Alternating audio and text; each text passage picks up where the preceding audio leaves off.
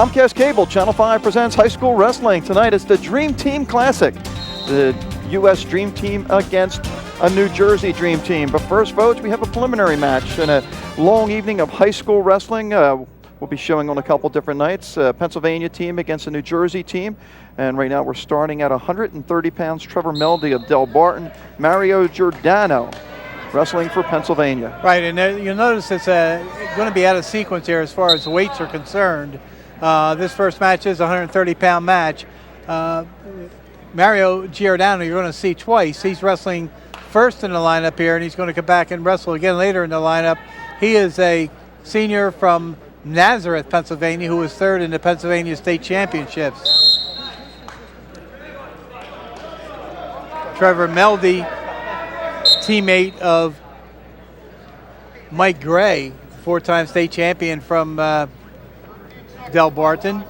And Boach, Delbarton, pretty good tournament, didn't they? With Pirelli and Gray winning state titles, and Meldy, as you said, finishing second. 8 preliminary matches, Vogue. I think we tried to get a full roster. Things happen in some of these matches. Obviously, Johnny Johnson is one of the coaches for the New Jersey team. And New Jersey state officials are working out there. That's Joe Nipper on the mat. Tony Tabacino is also officiating today, along with Jimmy Brennan and Tom Reynolds.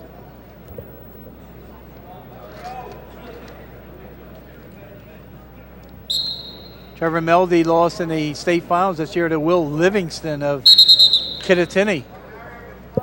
Curious comeback in that match too, Vogue. I know you were doing PA and a lot of things going on, but that was a furious comeback by Meldy at the end of that match, almost knocking off Livingston.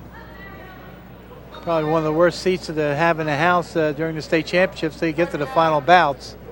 But there's so much activity going on. It's very reminiscent of that NCAA tournament I went through. And you do that every year. Of course, you lose your trip in a couple of years, Vogue. That tournament's championships are coming to Philadelphia. Yeah, we're trying to figure a way to get a hotel in Philadelphia and tell our wives that we have to travel. I can see that for most husbands, but you're married to Mrs. Vogue. There's no reason to get away from her. We're scoreless here, second period. 37-3 was Meldy's record in New Jersey this year.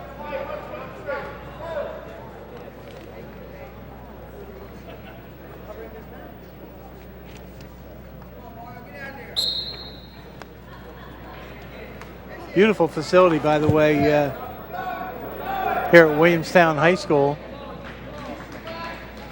The state championships or the regional championships, Region 8 tournaments have been held down at Absegami for a number of years. And certainly if Absegami is looking to give it up, this certainly would be an interesting venue to consider. Very spacious, tremendous parking facilities, great concession stand. Lots of room. Constantly getting updates, Vogue. We're down to 7 matches. Uh-oh. That's good and bad. That's good for us, a shorter program. It'll be just like covering one of those all-star matches, South Jersey and Delaware, and we did about 19 of those. Interesting, though, the camera person, Vogue, taping the matches here for New Jersey is that Demetrius Hester with the video camera, which is kind of interesting. Anyway, we're scoreless here. Meldy doing a great job on top. And well, he should, being probably a workout partner of Mike Gray on many, many occasions. Now, originally, Giordano was going to wrestle twice, but as of now, he's only going to be wrestling once. Our last match tonight will be 171 with Trungone going. Very good.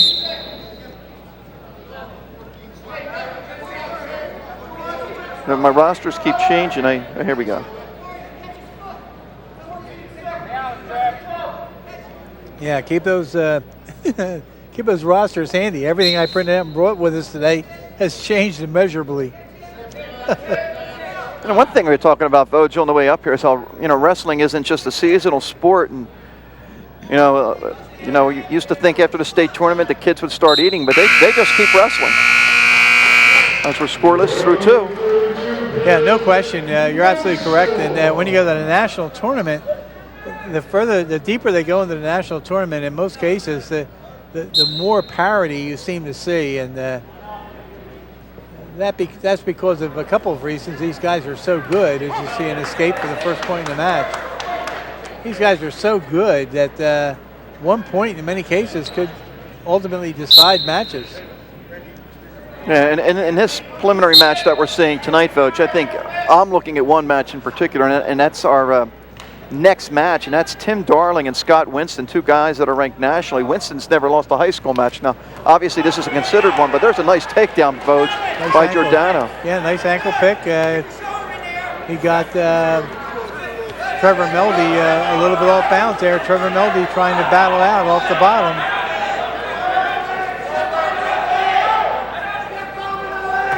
Giordano, who comes from a very, very good program at Nazareth High School in Pennsylvania, has the lead. 1 minute to wrestle. Giordano took a little peek at the clock to see how much time was left, and it's under a minute left in the match. Meldy trying to step over. Nice job, though, by Giordano holding on. And he has a 2-1 lead. A lot of mat awareness out there, because you heard a lot of people yelling for 2 points, and you really have to let some of these moves play out. You can't give points in a hurry. We'll remind everybody, Voch, we're at Williamstown High School. I think it's only the second time I've been here, Voch. Not too far away. There's the escape. Surprised the way he was riding. Yeah. I mean, he's in trouble a couple times, but he hung on. But now we're tied at 2. I guess he has that takedown in the second period. He's comfortable on his feet. And there he goes again, Voch. Got it. That's the 2 points. And with a 4-2 lead, he can afford to cut him again. That's what they're going to do.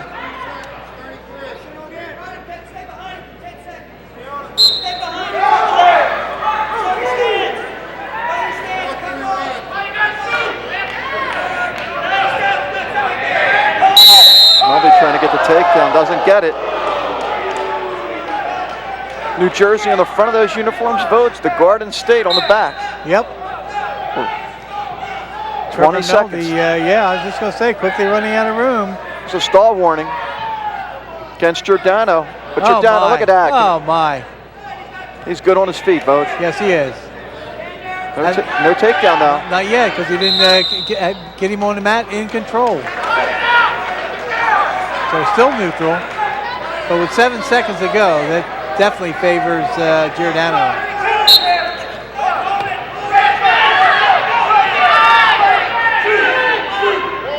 Giordano's going to hold on to win this one 4-3.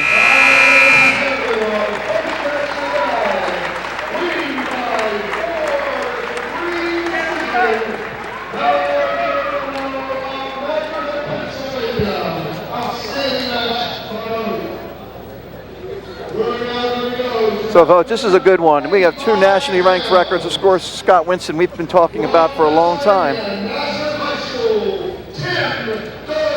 In our latest rankings in amateur wrestling news, Winston is ranked 12th in the country. Tim Darling is 6th, a sophomore and a junior. And of course, I think everyone has become familiar now. We've done the All-Star meet, and we've done Jackson and Paulsboro. Scott Winston, after winning a state title this year, has never lost a high school match. Well documented that he suffered an injury prior to the regions.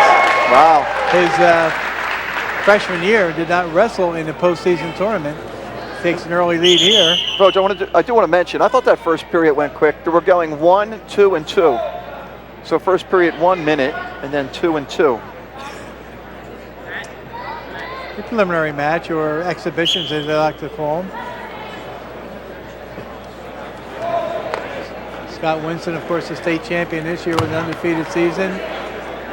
Tim Darling from Nazareth, a 2-time state champion, 45-2 this last year, 123 wins and 10 losses in his career. 2-1 for Winston. Team New Jersey, Team Pennsylvania. I think originally, Votes, they wanted to do a Virginia-New Jersey match, right? Yeah, that was my understanding. That's what was being promoted, a team of underclassmen with an occasional senior fill-in from New Jersey and a team of underclassmen with an occasional senior fill-in from Virginia, but it didn't materialize. Winston after 1 period.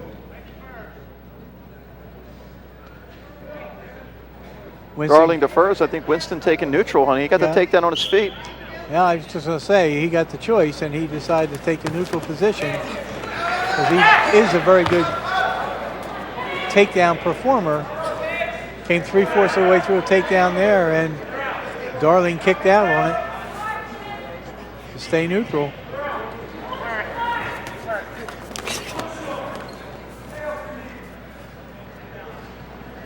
Jackson's first little bit of notoriety last year came when they went to that crush in Minnesota, finished second to a nationally ranked team, and came back in New Jersey, never lost another match in New Jersey, ended up being selected as the #1 team in the state. And what's interesting, Coach, the #2 team, Camden Catholic and Jackson, apparently worked out a deal where they're going to wrestle next season. That's what I understand, if you can believe everything you read on the forum. Camden Catholic is supposed to have Jackson on the schedule, Kingsway on the schedule, Southern on the schedule, Ocean. Well, Camden Catholic did have Ocean last year, and Pete DePaul, when we talked to him on the show, did say that they tried to get Jackson last year. 1 minute to wrestle here in the second. 2-1 lead Scott Winston. A little bit of trouble here.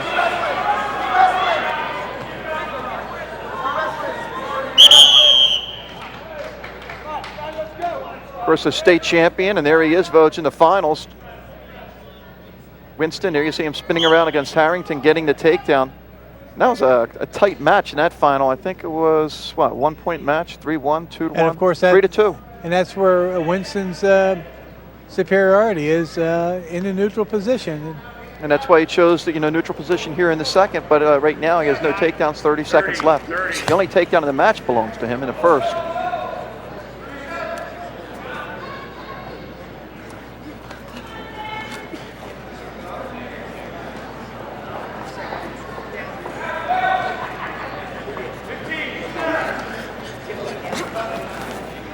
Seconds left. Goes right at him. We'll go back to the center. 8.7 seconds left. Winston with a 2-1 lead. Darling has his choice in the third.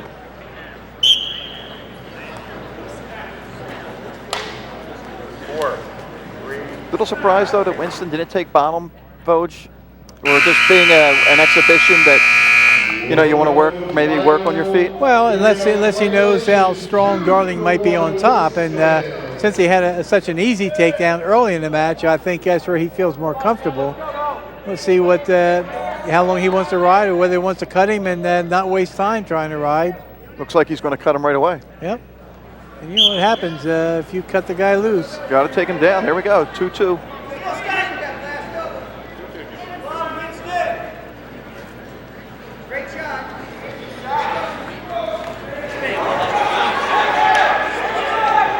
Winston in deep.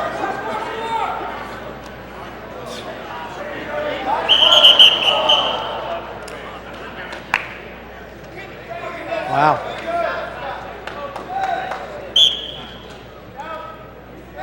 Jim Brennan, the official in charge on the mat. Tom Reynolds assisting.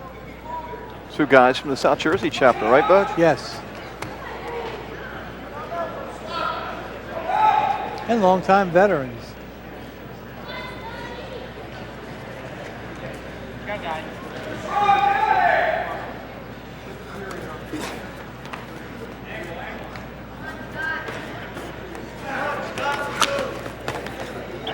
Winston trying for that ankle. And these wrestlers guaranteed to lose weight tonight, Vogue, because it is hot in this gym. It's warm, no doubt. And a decent sized turnout of spectators to witness what's going on. So plenty of room for a lot more.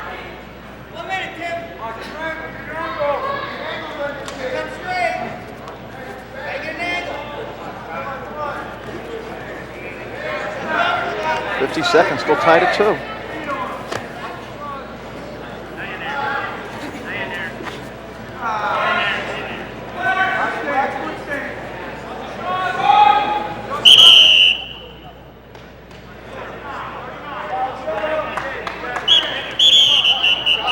caution on Darling. Just going to say you're going to a little bit of a quick start there on Darling.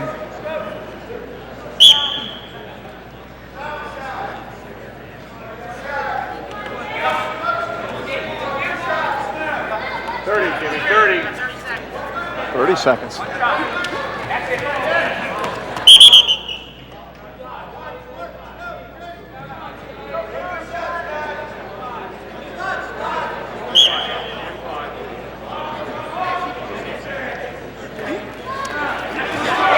Behind, nothing yet.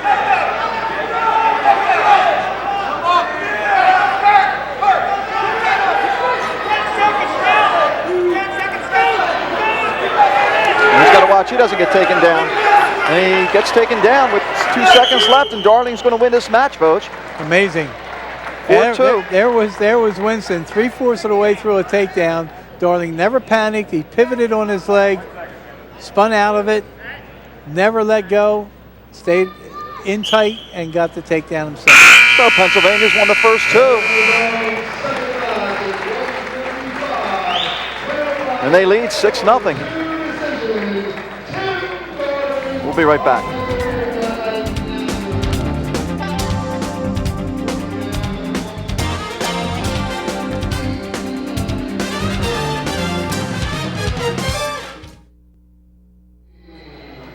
Back at Williamstown High School, John Vogt and John Mondelli, and Team Pennsylvania against Team New Jersey, Vogt, and Jamal Jones is out there right now from Winslow Township, Vogt, and he has a quick takedown. Yes, he does, against Mayor Coley of Parkland. Jamal Jones, of course, a junior this year, transferred to Winslow Township after 2 years as a state champion over in Delaware. Coley from Parkland High School, 28-10 this year, 4th in the region. Jones won the Beast of the East, third in the state of New Jersey. He leads 2-1 early on. 6-0 Team Pennsylvania over Team New Jersey. Jamel Jones was upset in the Region 8 finals by Mack Mancuso of Holy Spirit, and then in the state semifinals he lost to Keith Dobish 5-4. Of course, Keith Dobish was the wrestler that he beat in the mid-season All-Star Classic. Jamel Jones was 35-1 when he lost to Dobish. Dropped into the wrestlebacks, won a couple more times, so he finished up 37-2 for the year.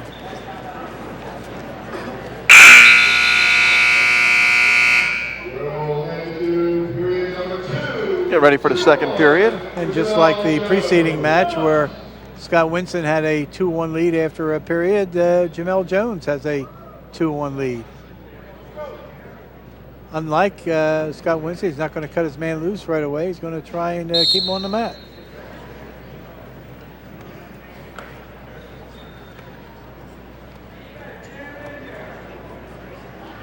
Of course, New Jersey wrestling Vogt very strong. And I think out in the senior nationals, New Jersey actually won the team scoring there. Yes, they did. And you were out watching the college wrestling championships and a couple state titles for New Jersey and a second place, right? A couple national titles for New Jersey wrestlers. In fact, there's the two that won. Joe Dubuque and Valente were back-to-back state champions when they were schoolboys in New Jersey. Okay, we're going to take a break from Williamstown High School. 6-0 Team Pennsylvania.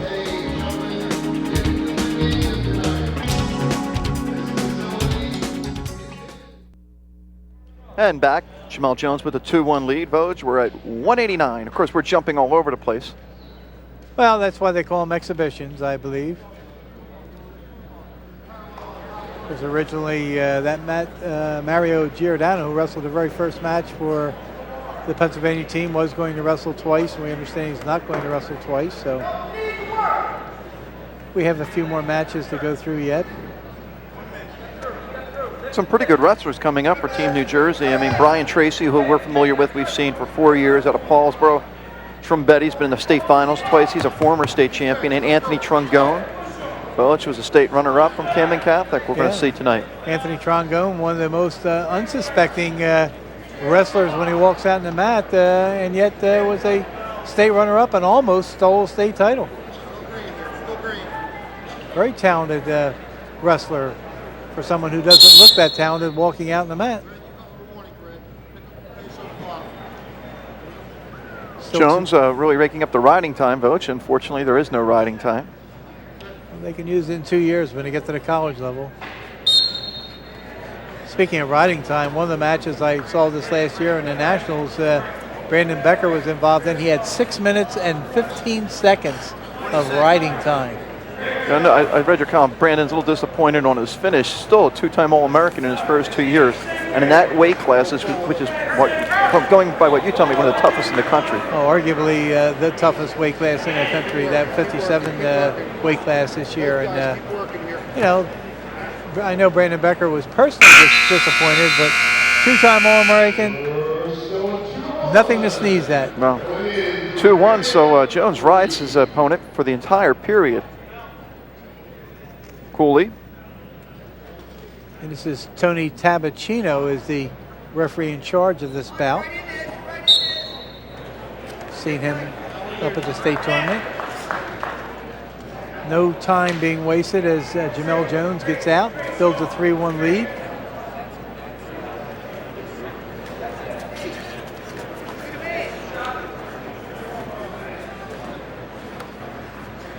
Here's a 3-1 lead with 1:40 left. Folks, I thought we were done with each other a couple weeks ago when we were at St. Mark's High School in Delaware doing that All-Star match. This one comes up, and here we are. Of course, I would try and get you to come out and do some track and field as a partner, but I'm pretty busy during those events. Yeah, oh, yeah, you're busy.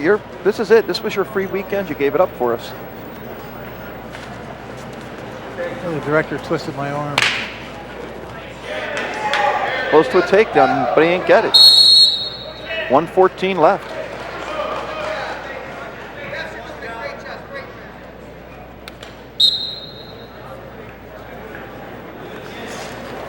Jones taking a shot. Just misses it again. He's quick, Voch. Yes, he is. And, you know, here again, you know, Mayor Coley was a 4th place finisher in the regionals this last year. He did not qualify for the state tournament in Pennsylvania. And Jones is not building any distance between the two of them on the mat, 3-1 to score. So it goes to show you how tough the sport is. Be interesting to see where Jones goes next year, Voch. What weight class? Yeah, if he stays at 89, is he going to go 215? Well, heavyweight, I mean, who knows? Well, he certainly has the ability to go where he wants to go.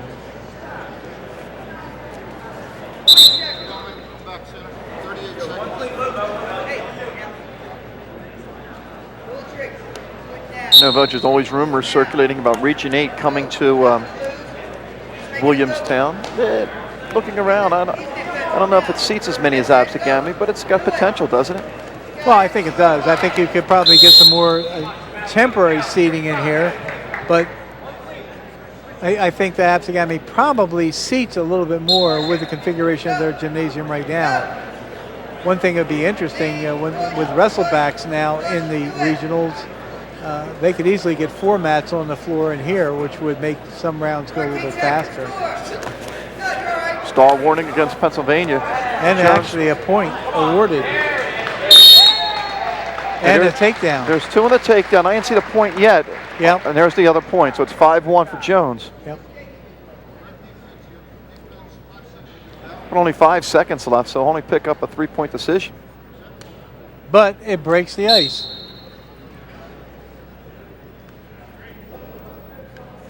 (6-1). They have on the board, so 6-1 final. So it's now 6-3, Team Pennsylvania. I don't know how much of a difference the score makes if there's only 7 matches, though, Voch. No. No, that's why they're exhibitions and they're not really putting any team scores up. From Pennsylvania and Parkland High School, A.J. Papa. For New Jersey, from JFK Islin, Pete Simon. Okay, here we go, Voch. We're a 160-pound match. Pete Simon and A.J. Papa. A.J. Papa, a 2-time Pennsylvania State qualifier from Parkland, 31-11 this last year. Pete Simon from JFK Islin.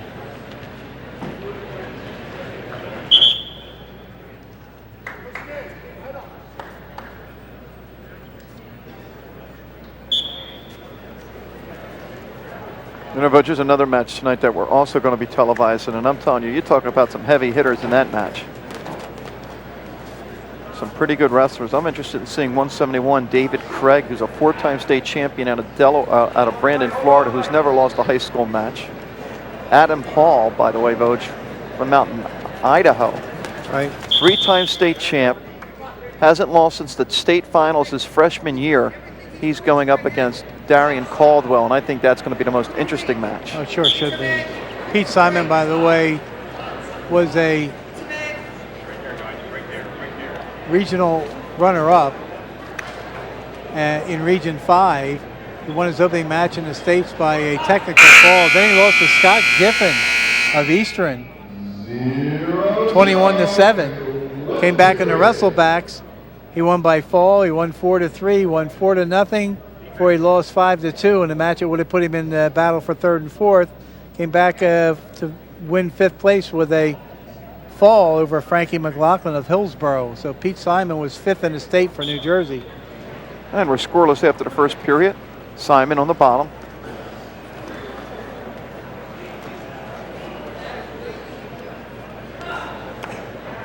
Stands up, gets out, has a 1-0 lead. Oh, went in too high. Papa got that leg quick, didn't he? Yep. Yeah, Simon got the early lead with a 1-pointer, but then was not in a defensive mode, and Papa got in on his legs and got the takedown. Has a 2-1 lead.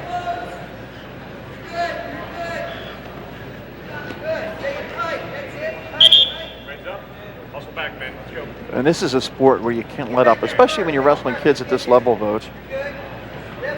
And you see that, I guess, that whole weekend, you know, going to the nationals, the collegiate nationals. I mean, you know, put your guard down for a second, and that can cost you a title. Oh, someone take advantage of it in a heartbeat. You see the almost an intentional escape to tie it up 2-2. I think what's interesting at the national level now is seeing some of the wrestlers who are coming in there as freshmen and sophomores and doing so well. It's because it's such a mental game. And who was the kid I was talking to you about, the freshman who won this year? Slater of Minnesota. Yeah. Unbelievable. Yeah. And I talk about high school kids when they walk in as freshmen, how the poised they look. We talked about Becker. We talked about Winston when they walked in the first time.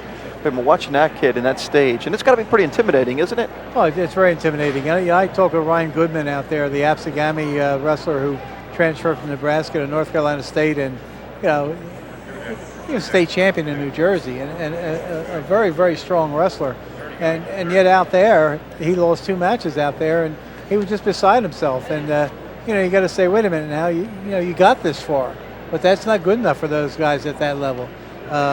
Vince Jones, who we marveled at on the high school level. Right. Come off his red shirt this year for Nebraska, and you know, 4 matches and it's all over for him.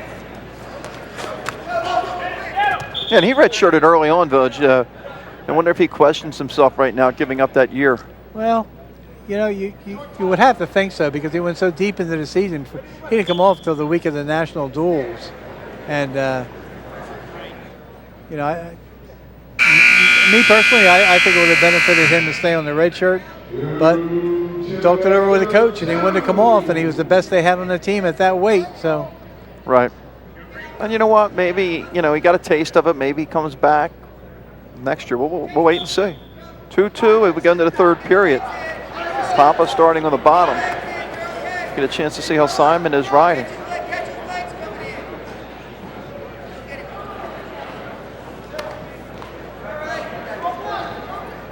Here again, you're talking about someone who finished 5th in the state of New Jersey, and is against someone who was a Pennsylvania State qualifier but did not place in the States this last year. 1-point escape. Well, Simon's going to take his chances on his feet, try to get a takedown.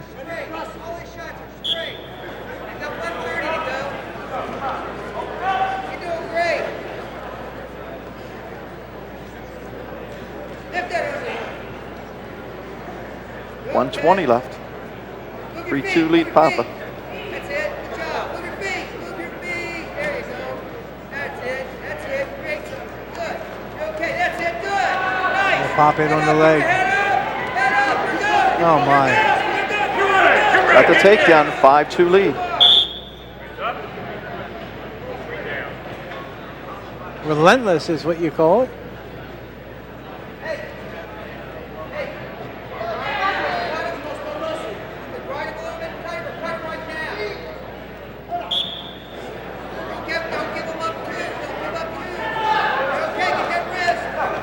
There's the point. Now he needs a takedown. 5-3. And Papa, all Papa did, Papa, I think, had it in his mind to let him loose pretty early once the restart happened, but he killed a few seconds off by just hanging in there until we cut him loose.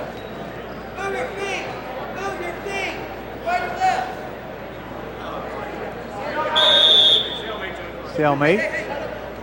Team New Jersey and Team Pennsylvania were at Williamstown High School. This is a preliminary match before the big main event, Vogue, and some pretty good wrestlers on both teams here. No question about that. Oh, there's Simon with the takedown in the last 12 seconds, Vogue. Ties it at 5. Can he hold him down? Send it into overtime. I give Simon a lot of credit there. He battled all the way to get the tying point.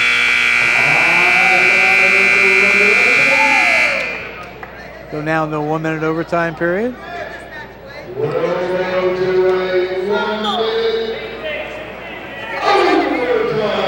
Sudden victory, right, Vogue? And there's Papa in on that leg quick again. Yeah, whoever scores first in this 1 minute would win. If not, then it goes to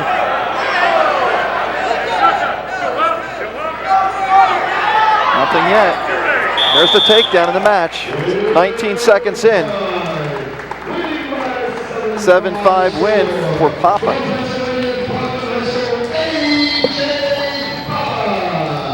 Now 9-3, Team Pennsylvania.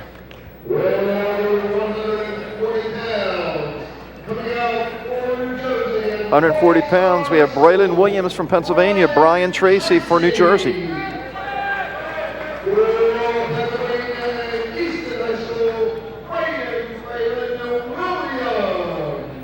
Of course, familiar with Easton, always a power in Pennsylvania, Vogue. No question. Braylon Williams finished 8th in the state this last year, 41-5. Brian Tracy, a 3-time state place winner for Paulsboro, 129 wins, 18 losses in his career. Finished 4th, 2nd, and 3rd in 3 trips to the state tournament in Atlantic City. Headed for Brown University next year.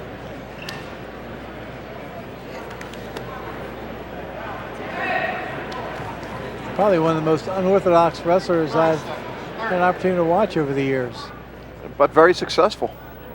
Has his style, and for the most part, it's paid big dividends for him.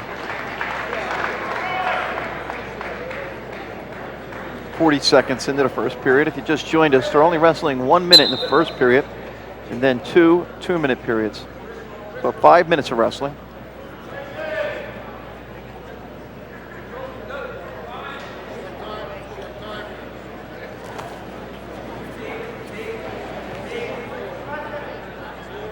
Of course, Easton and Paulsboro both wrestling that Caesar Rodney this year, Vogue. Caesar Rodney beating Easton, Paulsboro beating Caesar Rodney. Scoreless first period. Williams will start on the bottom.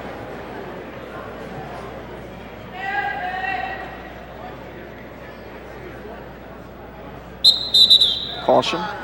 Caution red. Not often it's caution red and it's not Tracy. Yeah. You know, I was thrown back for a second I was there. thinking the same thing. I was looking for the ankle band right away, and caution was on Braylon Williams for trying to get a quicker start than allowed off the bottom.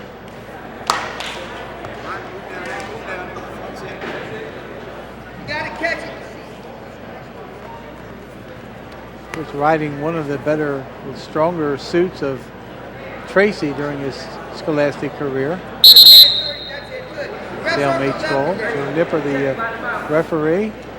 Tony Tabacino is the assistant. Catch his foot coming in. Only way he can slow you down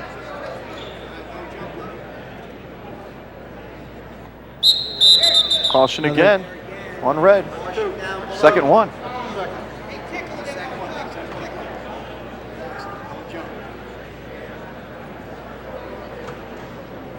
You're out. Watch your foot.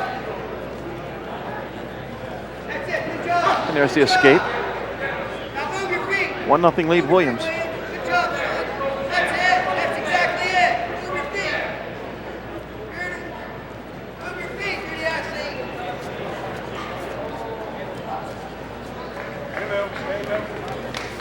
Oh my. Williams quick there. Tracy's going to have to fight to get out of this one.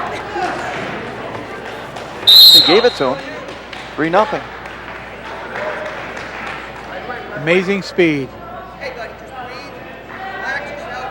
All your energy's on your feet. You got 1 minute. What do you want to do? Keep them down. Good. Good. She escapes. Now we have a 3-1 match. Just under a minute left here in the second period. Dance and prance. Move your feet. You're good. That's it. It would really benefit Tracy if he can get a takedown before the period ends. That's it. Yeah, especially as his choice in the third. Yeah, he will start on the bottom in the third. Control his wrist. Move your feet. Took a quick Come straight. look at the clock to see how much time was left in this period.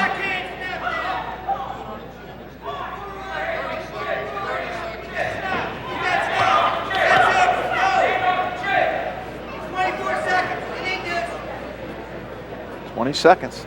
20 seconds. Wait, he's going to do a straight shot.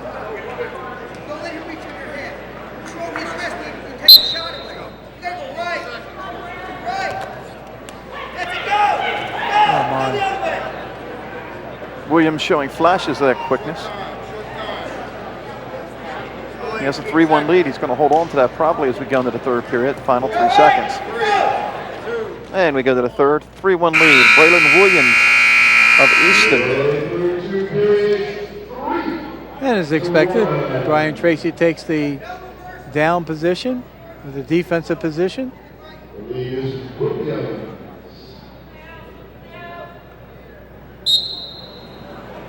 Of course, remember about those cautions on Williams' vote. 2 cautions, so everyone from here on out is a point. But 3-1. 3-2 is now the score. 3-2 on the escape. Which means that Tracy has to get a takedown. Everything's right, Williams. Stall warning against Williams.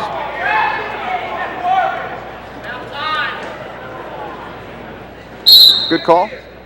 Question mark, Roach. That's a question to you. Yeah, I was a bit surprised with the call.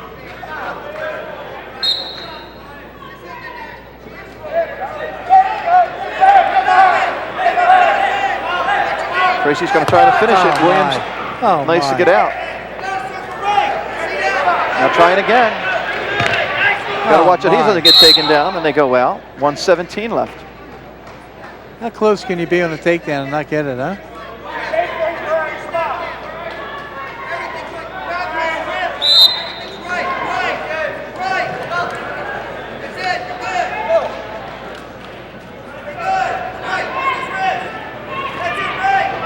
Tracy taking the shots, though. Oh, he is, and that's going to help him with the other. There's the warning. We have a tie match. Now he might get the takedown. Pop his head out. Now, oh my! Williams can fight that takedown, huh, folks? All the time. 3-3. That's at least 3 different occasions when I thought Tracy was in deep enough to have a takedown, and his opponent squirmed out of it.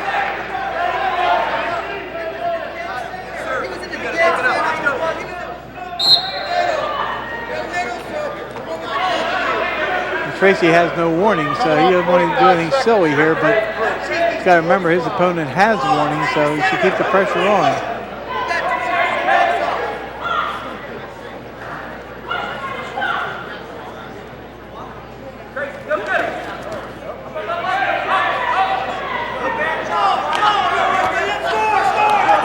Williams is quick, Roach. That's quick.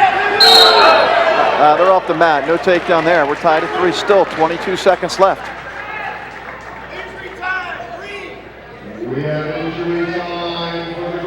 Kind of reminds me of that Darrion Caldwell with that blazing speed on the mat. No question. Looks like Tracy's knee. Timeout to have it examined.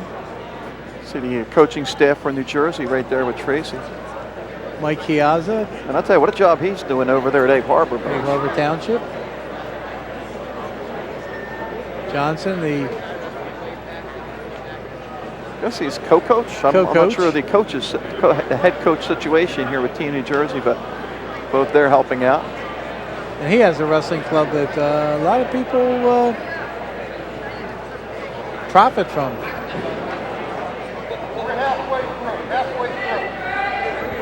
Oh, well, we talk about wrestling becoming year-round, so I mean, There's no question. No question. You're going to perfect your skills.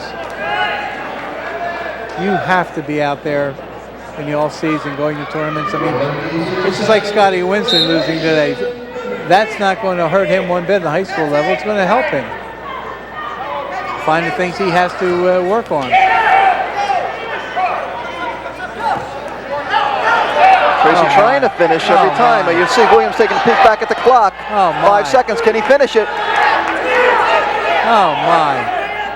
He's not going to finish. Did he get it? Nope. Oh, brother. 3-3. We have overtime. They give Brendan Williams a lot of credit on that last flurry because he was very, very close to being taken down.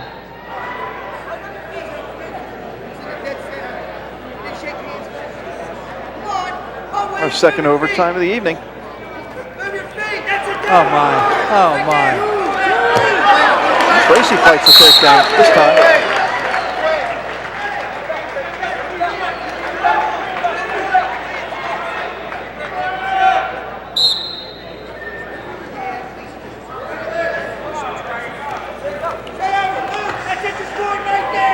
He's allowing his head to get trapped here, and that's a scary situation. Especially with the speed of Williams when he can just push down that head and spin around. Yes. Got the leg again now. Oh, my. Oh, my. Williams doesn't want to be taken down, No, Coach. no. Tracy's in trouble again. There's the takedown, and that's the match. Yep. 5-3.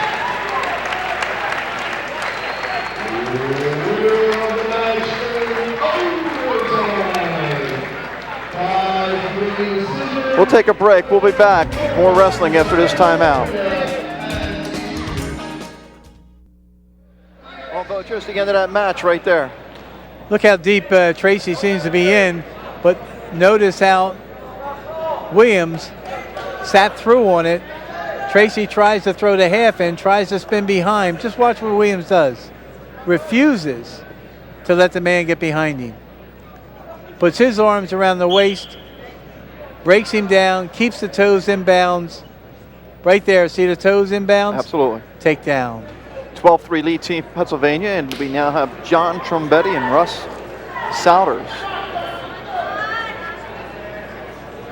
Of course, Trombetti already a multi-time place winner in New Jersey. 05 won a state title. 06 finished second. Voge had a lead actually going into the, I guess, closing seconds of that match before losing. Yep. To Pirelli, was it? Yep. And Souders of Easton, 4-time Pennsylvania State qualifier, 3 times a state place winner, 2nd, 3rd, and 5th in his 3 trips to the Pennsylvania States. Tore his medial collateral ligament this year and did not place in the state. Did not qualify. He qualified, 4-time Pennsylvania State qualifier, but did not place in the states this Actually, year. I'm sorry. Trombetti lost to Joe Trouse, Bergen, in the final. And we're 0-0 after the opening period. That's why I have you along, Mondelli. Be able to look those things up in a hurry. Trombetti right now is ranked 9th in the country in the latest Amateur Wrestling News rankings. And I think, if memory serves me correctly, he certainly has a shot at surpassing Mike Ray's total win total next year. Of course, no one will ever surpass what Mike Ray did as far as championships are concerned, because he won 4 of them. The first one in state history to do that.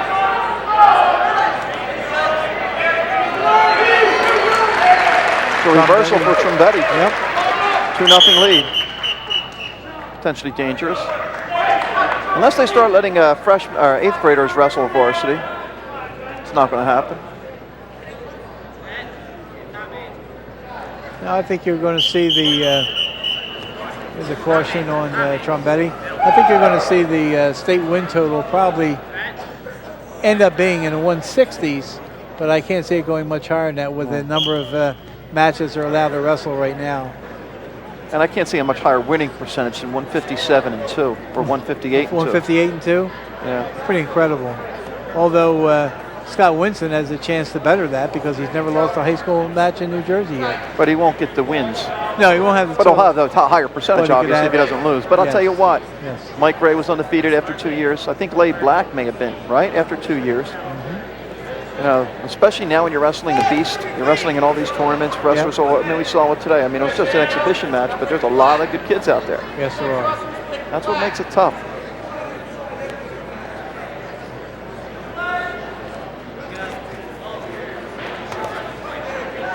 $50 seconds left here in the second. 2-0 lead, Trombetti. New Jersey's only win, Jamal Jones at 189. And as we mentioned earlier, for just joining us, this is just a preliminary match before a big match later on tonight. The U.S. Dream Team against Team New Jersey. Originally going in, Voge, out of the 14 weight classes, 13 of the wrestlers from Team USA were ranked in the top 9 in the country. I think 4 or 5 were number 1 in the country. Now some of that has changed since we made the ride over here, but even the guys, one of the replacements I know is ranked 5th. So we lose a number 1 when we pick up a guy who's number 5 in the country.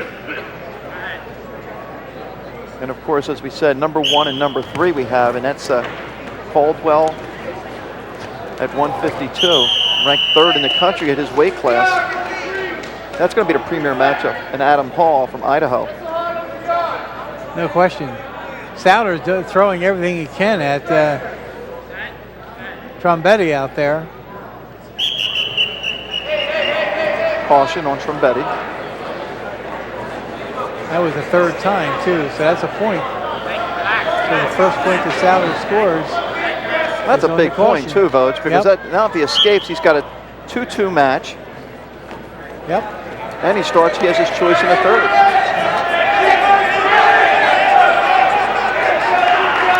Nice job by Trombetti holding on there. 12 seconds left. Yeah, amazing. Amazing, simply amazing, because Souders was 3/4 of the way out for either an escape or a reversal.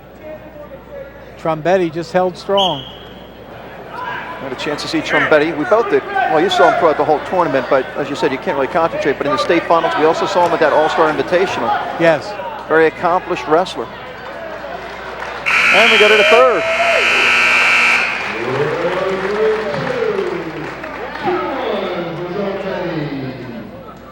Interesting if Trombetti cuts his man loose here right away.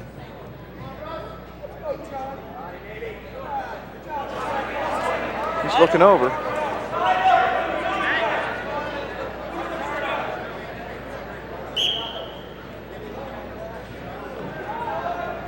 Oh, he's not going to cut him right away. No, he was looking in a couple areas to see if he should use the freestyle start. He looking to the stands first. I presume either a coach or a parent. Then he looked at the bench and they suggested he... A stall warning. I was going to say, how about stalling on the bottom there? He gets a warning. Yeah, they suggested he ride a little bit longer. A little bit of a cross-body ride in there if he can pry the arm a little bit.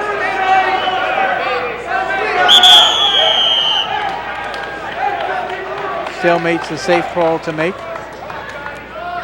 124 to wrestle. Somebody has to be careful now because he's already given up a point on cautions. So he doesn't want to start too fast.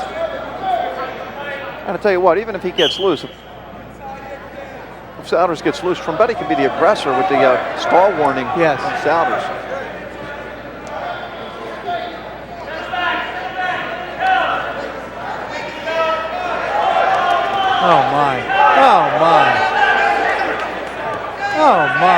Nice flurry there, huh, Boat? Questionably. They're neutral. They're neutral. Gave one, he's got to give two. There it is. Good move by Trombetti. 4-2.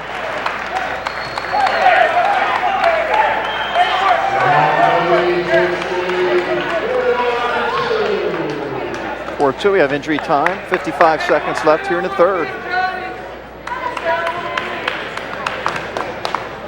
Boy, Trombetti is quite a wrestler.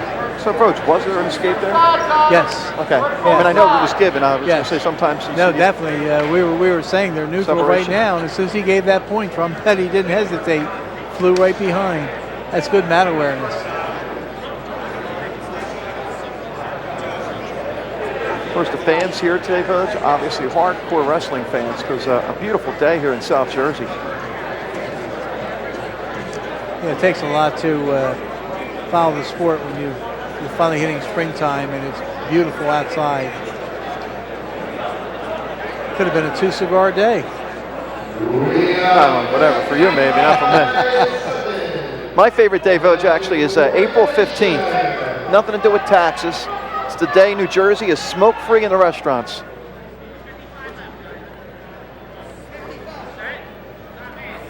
Well, won't be in the casinos. No, well, no.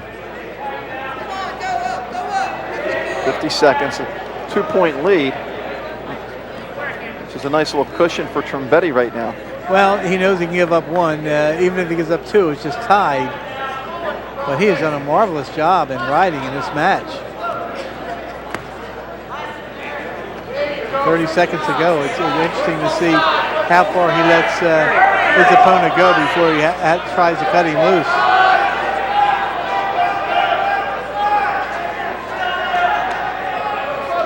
Savage has got to try and come up. 17 seconds.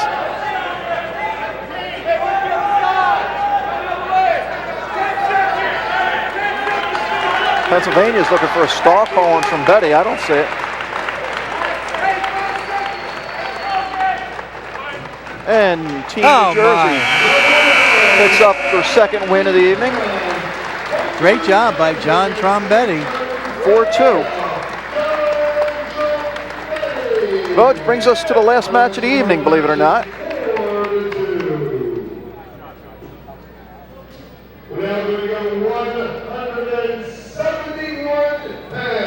Dave Crowell against Anthony Trungone. Crowell of Nazareth, 37-10 this last year, and a Pennsylvania runner-up. Trongone, as we mentioned earlier, from Camden Catholic. Right. And he had that nice run where he beat Spellman and Kist and then lost in the final to Pat Hogan and Cranford 3-2. Yeah, and as I've mentioned before, when he first walks out there, he does not look like your exceptional wrestler, but he had an exceptional season this year for the Irish. And he came whisker close of winning that state championship this year against Hogan. 1 point. If memory serves me, he was in on a single and time ran out.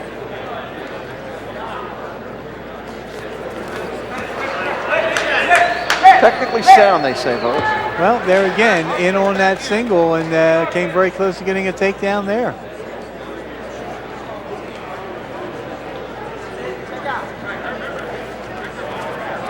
Of course, like Trombetti and most of the other wrestlers, most of them who wrestled in this preliminary, is back again next year.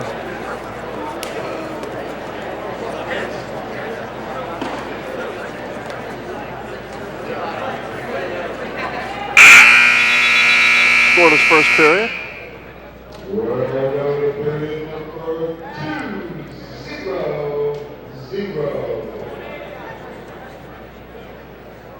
After it was all said and done, Coach Hogan ended up finishing 11th in the country in the latest ranking, so Trungone hung in there with him. Yes, he did. Crowell on the bottom.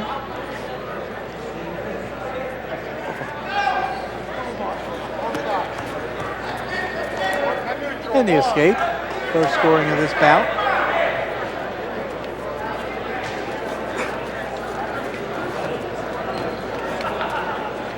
Circle in. Circle in, circle in.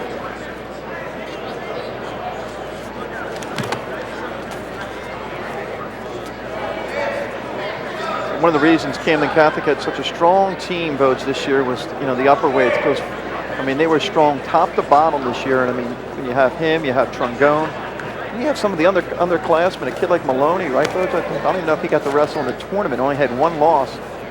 Who bounced between heavyweight and 215. And of course, it would be interesting to see what Mike Ragone would have done on the state level at heavyweight, because he was unbeaten against New Jersey competition. He lost that match by injury default in the state tournament. Oh my! State semifinals, yeah.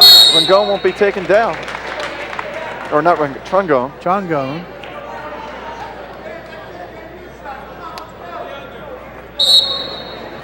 Of course, Mike Ragone this year went. Mike Ragone went 215 plus heavyweight. Could have gone at either one of them in the state tournament. Again, interestingly, having beaten John Price of Washington Township head up, it would have been an interesting state tournament had he stayed healthy. Trungone again in on the leg. He's amazing the way he gets in. No takedown yet.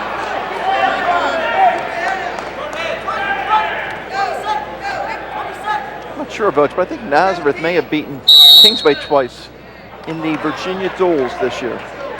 Well, I think they did. I think it's the only two losses out of. They had three until they lost to Central. Yes.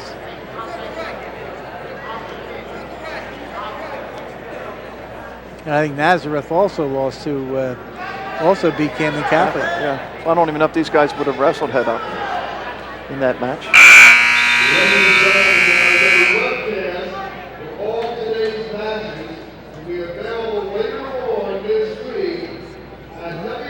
Headed to third.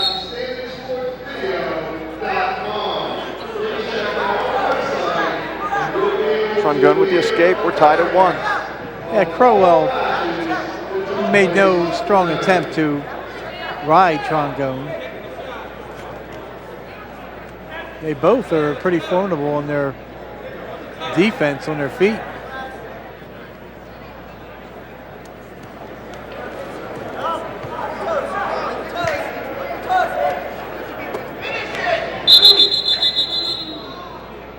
A little bit of that state final votes. There we see Anthony Trungone. How about this? How do you like that shot, Vote?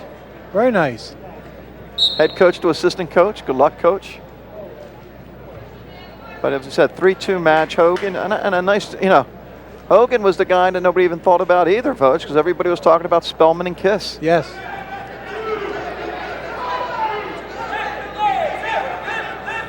And he just worked for that takedown too and got it. Yes. The only takedown in the match, and he went on to win 3-2, as we talked about. Yep. Back to this match, still waiting for our first takedown. A lot of people yelling too, but the people that count aren't Vote. Yep, they're watching it very carefully. And we go back to the center with 52 seconds left. Very interesting.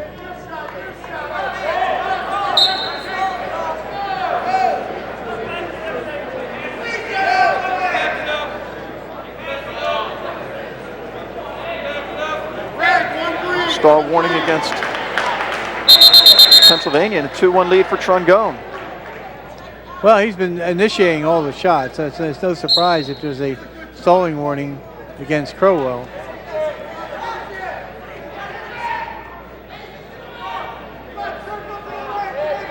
Crowell taking the shot this time.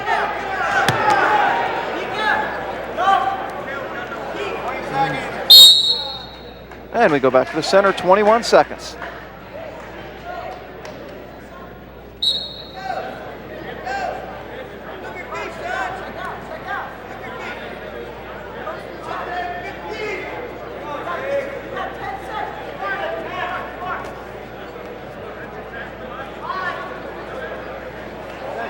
Well, we wrestled 7 matches, or it'll be 7.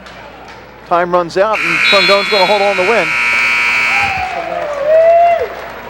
So out of the 7 matches, Vogue, New Jersey wins 3 out of the 7. Originally, Mario Giordano was going to wrestle twice, but I think he's just finding out right now, he's going to have a scores table, that he won't be. Right. So And two of the wins that Pennsylvania had were overtime matches. Pete Simon lost 7-5 in overtime to A.J. Papa, and Brian Tracy of Paulsboro lost 4-2 in overtime to Braylon Williams of Easton. Of course, Giordano's out there like he's ready to wrestle. I don't think we have another opponent for him, so I guess that wraps it up, huh, Vogt? We're waiting to see what's going on. Well, I think, you know what, maybe he's going to take you on. Slim chance. Just get some word from our director where we're going with this. Coach, you got anybody for this match? Okay, Vogt, we're going to take a break. We'll be back with the matchup Team USA against Team New Jersey.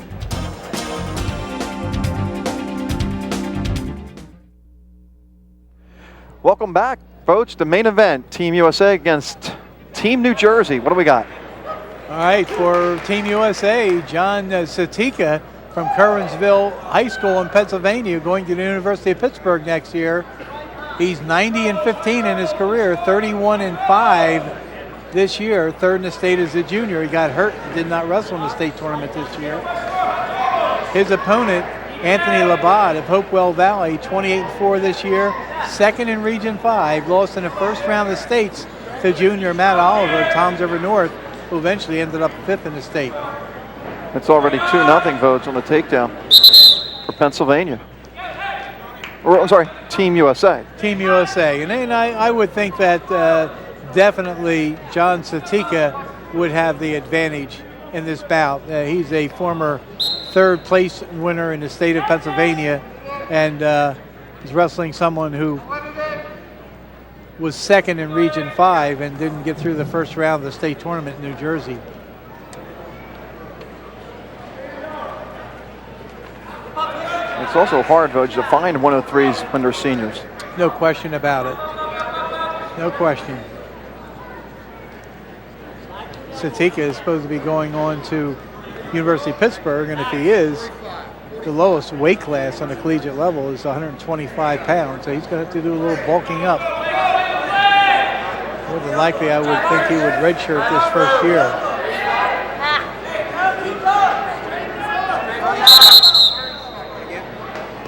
Potentially dangerous to call out there.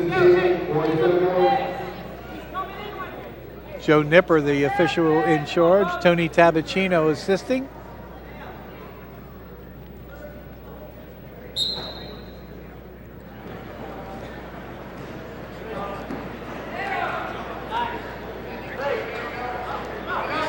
Vogt, they held one of these events last week. The Dapper Dan Classic was USA against Pennsylvania.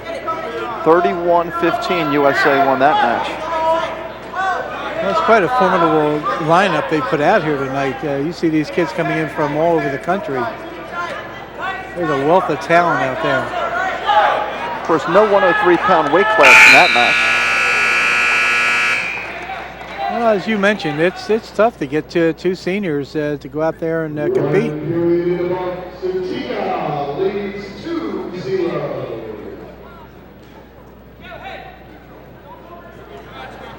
Bod going to take the neutral position, his choice here in the second. Satika took him down in the first. When you look at Satika, Vogt, he looks big for a 103-pounder. Yes, he does. Yes, he does. And I presume they had weigh-ins today. I don't know, but I presume they weighed in, and if they give them a growth allowance, I'm sure they try to keep them within a few pounds of each other.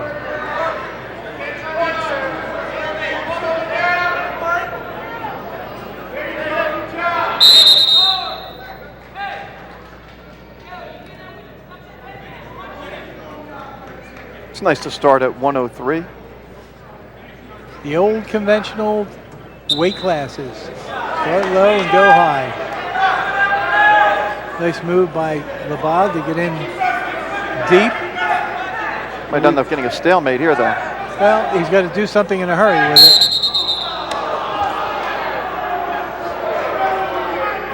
I think sometimes that's called a little bit too quickly, especially in that kind of a position. You got to give the guys a little bit of a chance to try and work out of it. Oh my. Quick. Not only quick, but there's Satika, you know, just turned the corner on that just after Lebbad came so close to getting in a position to get a takedown. Tell you what, there's a nice turnout for a wonderfully mild day outside today.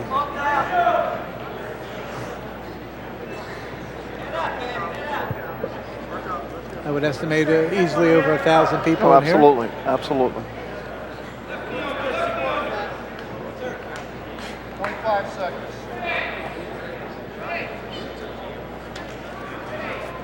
By the way, this is at Williamstown High School, and I think Roy Fenimore, the athletic director, and Dan Calhoun, the head wrestling coach at Williamstown, have bent over backwards to provide a facility that the state ought to take a look at. If they're thinking of moving the regionals out of Apsagami, this would be the place to go. There's that takedown, Vogue. See, it's a take it, get in, pull the arm. That's a good, it's a fireman's dump, fireman's carry dump. But as we saw earlier, there's so much quickness.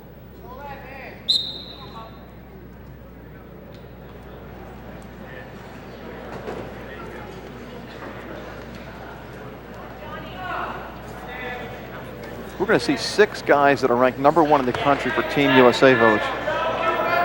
It's just fascinating to get the guys that you hear about or you read about in the amateur wrestling news or in Wrestling USA, the periodicals that are devoted to wrestling, and see them in person compete on the mat. Injury timeout called by Satika.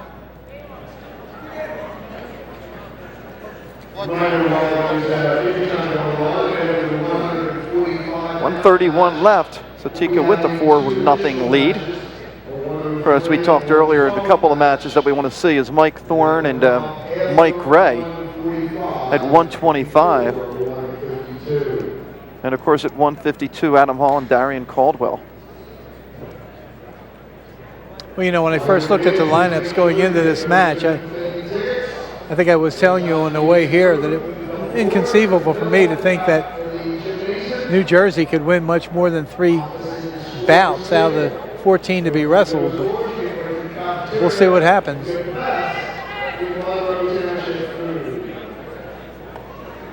You got to think that Mike Ray is definitely a strong possibility. You got to think that, as you mentioned, Darrion Caldwell is a strong candidate, and you got a couple Blair Academy wrestlers in the lineup. Of course, Blair Academy is usually the one of the #1 teams in the country on many occasions. The interesting thing there for Caldwell, though, is he's going against the kid that's #1 in the country also.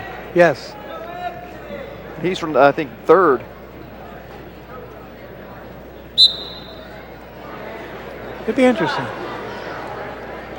Here we go, 127 to wrestle, 4-0 lead Satika for Team USA. And of course, Team USA in the red singlets out there with the USA on the front.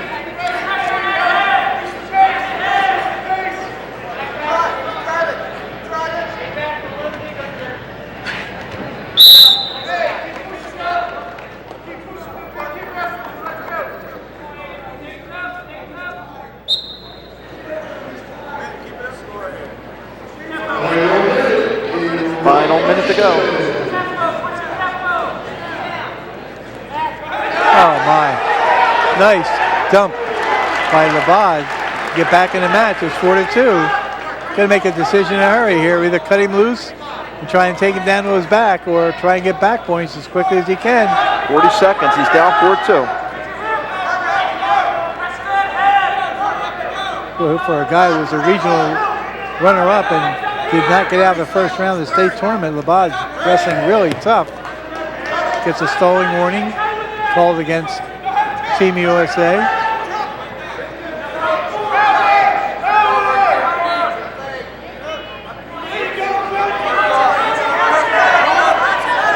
Gonna have to crank him over in a hurry if he expects to put it in overtime. He needs 2 points desperately. It looks like he's going to run out of time, Vogue. 5 seconds left. So Satika's going to hold on and win 4-2. And Team USA has a 3-0 lead.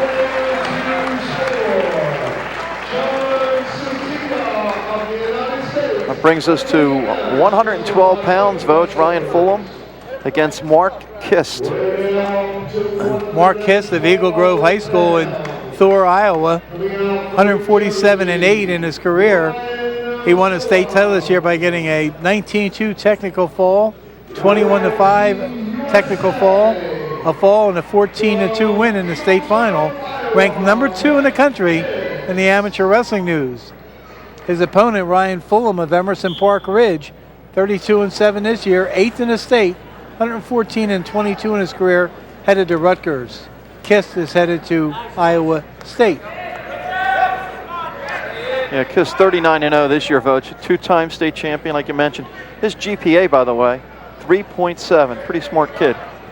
Absolutely. With a takedown.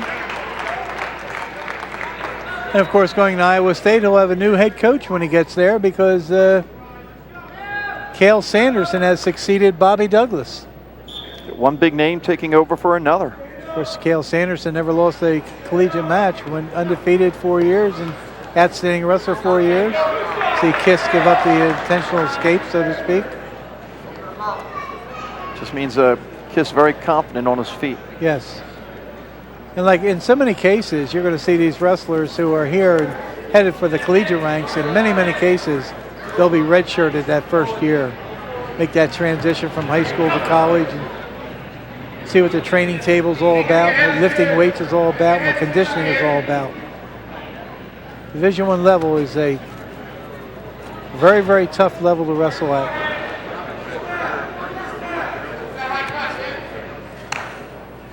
Because Ryan Fullam, a shot in the arm for Rutgers. So many kids from the state of New Jersey place in senior nationals and other events and yet leave New Jersey to go elsewhere. There's another takedown. And back points too. Yes. Oh my. Oh my, he has that tight. Very, very tight. Oh my.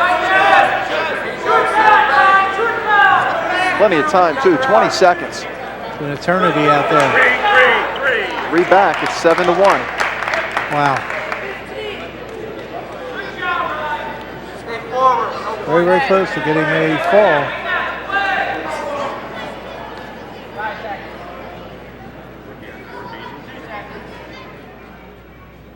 And we'll go to the third. Mark Kist with a 7-1 lead.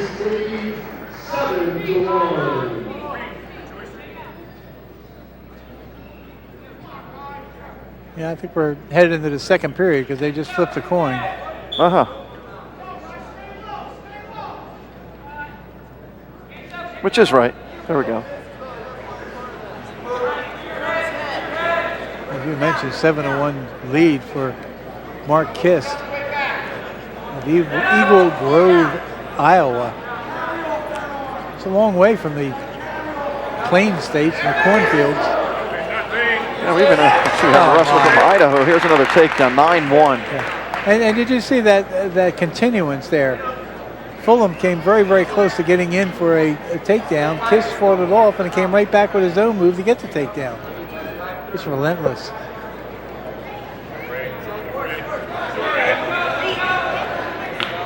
Which is why when he wrestled for the state title this year in Iowa, he scored 19 points in one match, 21 in another, and 14 in another, in addition to winning by fall. He's a big point producer. And all year we talked about it at the last match, the size of these lightweights anymore, but just the lifting you can see. Oh, no question. I mean, they're just muscle upon muscle on some of these guys. Now you're saying you're looking at a couple 112-pounders out there. If you were tuning in and didn't know it was 112 pounds, you would think that they were 25-pounders at least. Oh my. We're back. Oh yeah. Oh my. Relentless is the attack.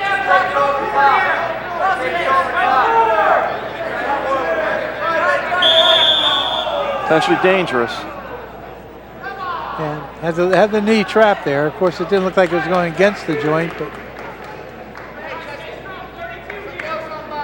you didn't get any back points in that flurry, huh? Well, I thought they had a count. I guess, well, they're not giving it. Tom Reynolds, the official. Jim Brennan, the assistant in this match. Scoreboard still shows 9-1, so no back points were given.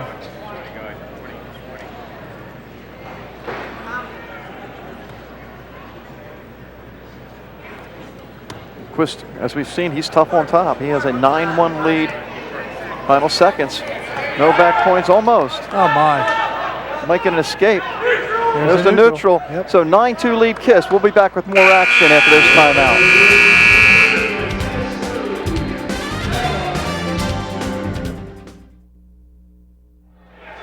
We're back at Williamstown High School for the matchup. The U.S. Dream Team against Team New Jersey.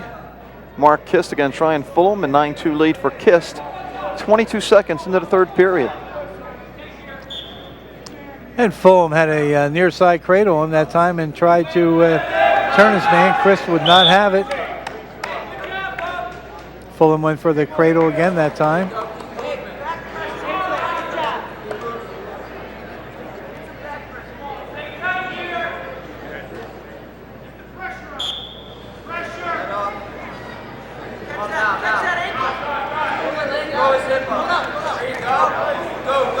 Gonna have to do something there, though, Vogue. Cut him and maybe just trying to get it. Oh, he's on his back, though. He has some trouble here. Oh, my. Oh, look at that. Oh, my.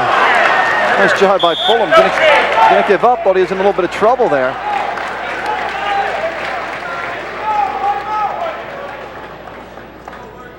Well, as you mentioned, a minute and 14 to go. He's got to come up with 7 points from somewhere in a hurry. Against the kid that's ranked #1 in the country. Yeah. Or #2 in the country. There's an escape. Makes it 10-2.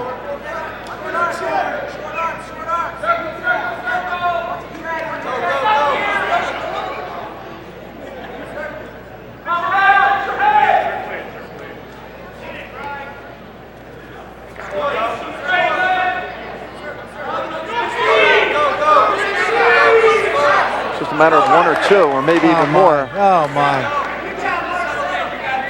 My.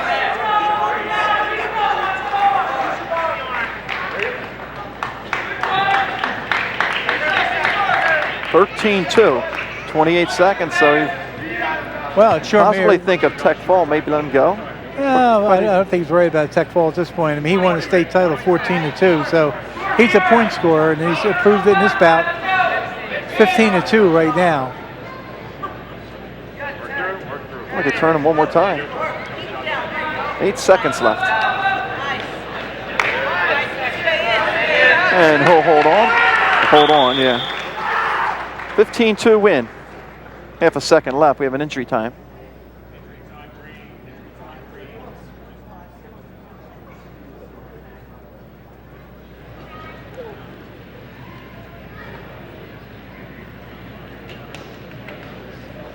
Finished his career votes with 96 straight wins. Certainly easy to understand how and why, because he is relentless out there on the mat. That's as of March 15th. There we take a look at Dan Calhoun, the head coach for the New Jersey team. Dan Calhoun did a terrific job with Williamstown last few years. Yes, he has. Region 8 Coach of the Year, I believe, right, folks? Yes, he was.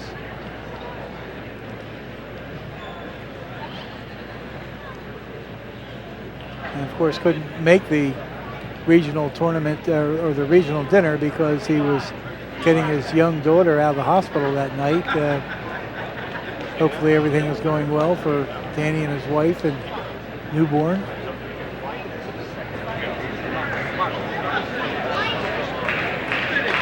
Well, you have a half a second to go. 15-2 lead. I'm sure Kist is just going to break his man down. And that's it. 15-2. Major decision. 7-0 lead for Team USA. You're going to see one of the best wrestlers in the country coming out for Team USA. Ben Ashmore at fabled Bishop Lynch High School in Greenville, Texas.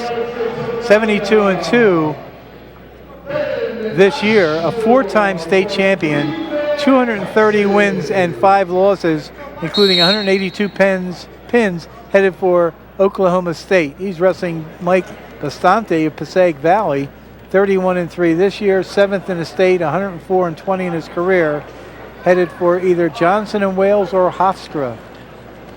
Watch Ashmore. He is a lean, mean pinning machine. And if I'm not mistaken, Vogt beat Trombetti of New Jersey in the Beast Finals this year. Little blood timeout. I'm not sure where the blood's coming from. Bastante, I believe. Ashmore was in the National Prep School Tournament. Listen to this. In his matches in the National Prep School Tournament, he won by a fall in 16 seconds, a fall in 2:58, a fall in 52 seconds, a 9-2 win, and in the finals, a 38-second pin. #1 ranked wrestler in the country by Amateur Wrestling News. Of course, he was homeschooled, Vogt, until he got into high school. And has done very well since he got at Bishop Lynch. Bastante, 7th in the state this past year, was 33-5 and 6th in the state as a junior. Vogt, I'm looking at Wrestling USA magazine has that he was this year his record 72-2. 72-2 this year. Wow, a lot of matches. A lot of matches.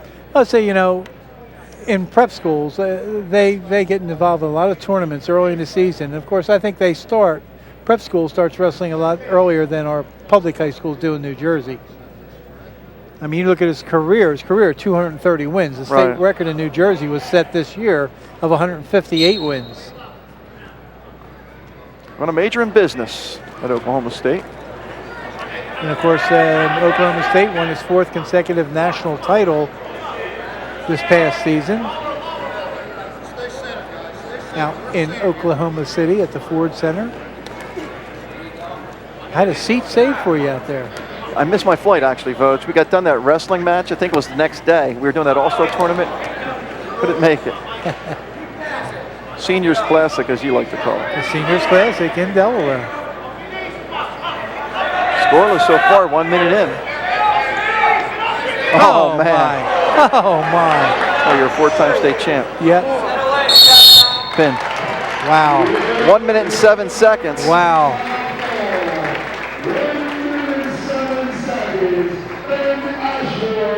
Well, when you see these guys, Vogt, we'd like to see them give us a little more mat time. Well, we'll hear about him for the next few years. He had 182 pins in his career. That was number 183. Well, here's one of the ones we've been waiting for. Give it to us, Vogt. Mike Thorn of St. Michael's High School in Albertville, Minnesota, 39-0 this year. A 2-time state champion who has 175 wins and 7 losses in his career, 111 career falls, going to University of Minnesota, and he's wrestling the historic record setter for New Jersey, Mike Ray of Delbarton, 44-1 this past season, a state win record, 158 wins and 2 losses in his career. First 4-time state champion in New Jersey history, headed for Lehigh University. Mike Thorn this year in winning his state title had 2 tech falls and 3 falls to win the state 2A state title. He's ranked number 5 in the Amateur Wrestling News. Mike Ray ranked number 2.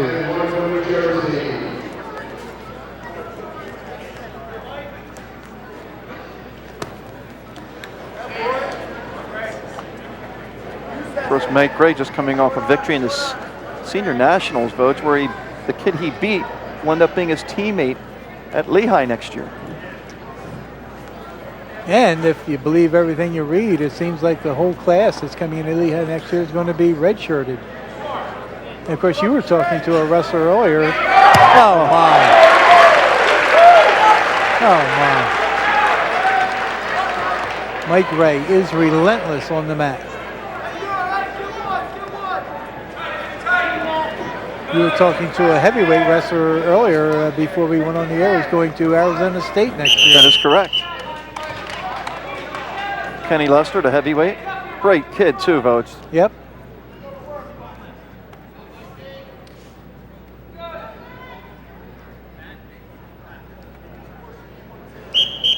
We had a chance to see Mike Ray in this state finals. Well, actually for the last 4 years, but I had a chance to see him a couple weeks ago. What a joy to watch. I mean, because he wrestled Jimmy Conway, and Conway's good. I mean, he's just another level. Unfortunately for Jimmy Conway of South Plainfield, he had Mike Ray as an opponent, I believe, 2 times in the state finals. And of course, he met him every year in the regional finals. Oh my. 4-1. Cat-like quickness. That's why Mike Ray was a 4-time state champion. The only one in New Jersey history.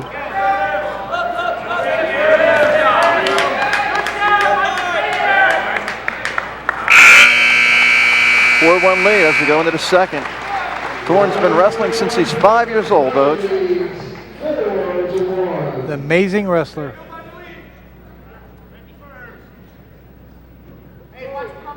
Team USA defers. Mike Ray takes down. He's got to be careful because Mike Thorn has 111 pins in his career.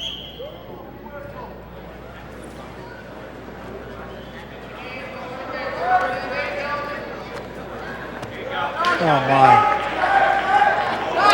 Nothing yet. Oh my.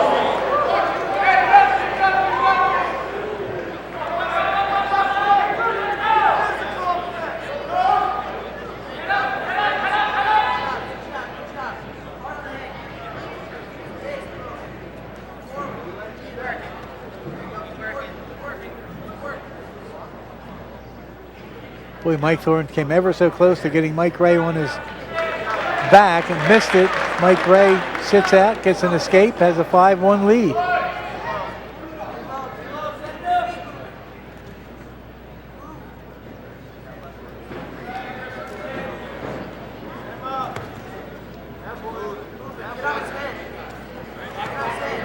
think one of the interesting things at the state tournament this year was after Mike Ray won that 4th consecutive state title, he took off after his hand was raised, ran up into the stands to give his parents a hug, and dashed across the upper reaches of Boardwalk Hall. That was a nice moment, nice banner they had out there. Unfurled. No question. Boy, what a thrill to watch him wrestle in the state finals 4 times. You know, when you saw him win his first state title as a freshman, you really said, well, here's something special. But so many times somebody will win a 103-pound state title and then you don't really hear from them again. Just got progressively bigger and progressively better all 4 years. 103, 112, I think 119, and then 125.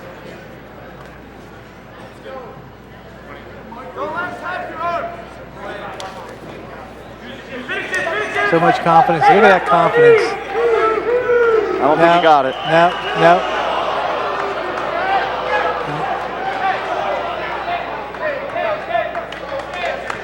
Now, in college, that would have been a takedown because one toe remained inbounds. The other toe went out of bounds before a control was completely established. That's why the takedown wasn't given. But in the collegiate level, that would have been a takedown. I don't know if we have any highlights of Mike Ray's state final. But it just shows you, I mean, his takedowns just made it look so easy. I think there was one point, though, where he was lax and he got taken down, but. Well, just like earlier in this bout here, where he seemed to get a little lax out there and was almost put on his back. But he has good mat awareness to keep moving out there and get himself out of jeopardy when he gets into it. Gives up the escape, makes it 5-2. Got to watch. Thorn has that leg. Yes, he does. Look at the hip movement, though. Ray's got to watch. Yep. They both got to watch. Nothing there. Isn't that amazing? That's amazing. The way he got out of trouble there. And his back was exposed. You notice his back was momentarily flat on the mat. But a good wrestler knows where he is at all times. Thorn is not surrendering to a 4-time state champion. Oh, 175 and 7 is not too bad. Not shabby, is it? No. A warning against Gray. Gray taking a shot that time. Oh my. Oh my. He gets the takedown. 7-2. 7-2. What a pleasure to watch.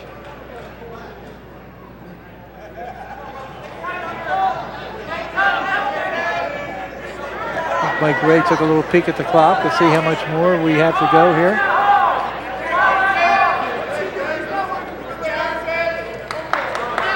Seven to 3 on the virtually intentional escape. Thorn's got no choice here now. He's down by 4 points. He has to go for broke.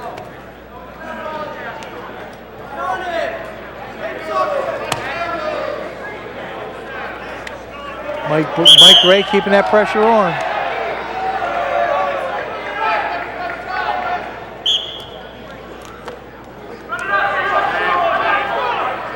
Trying to get those last 2 in the final 5 seconds. Oh. And he got it. How about that? 9-3. Ray will win 9-3. Makes the lead 13-3 for Team USA.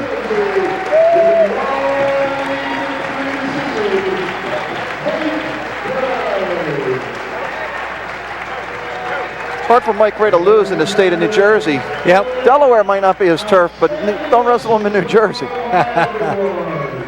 go to 130 pounds. That was a heck of a performance by Mike Ray. Can't wait to see him on the next level. Okay, Votes, who do we have here at 130? 130 pounds. Coming out for Team USA from Council Rock South, Mike Rappo from Newtown, Pennsylvania, 149 wins, 21 losses. 2-time state champion, headed for North Carolina, ranked 5th in the amateur wrestling news. Will Livingston of Kittatinny, who we saw in the dual meet with Kingsway and in the state groups. 42-0 this year, 145-13 in his career, headed for Hofstra. Will Livingston.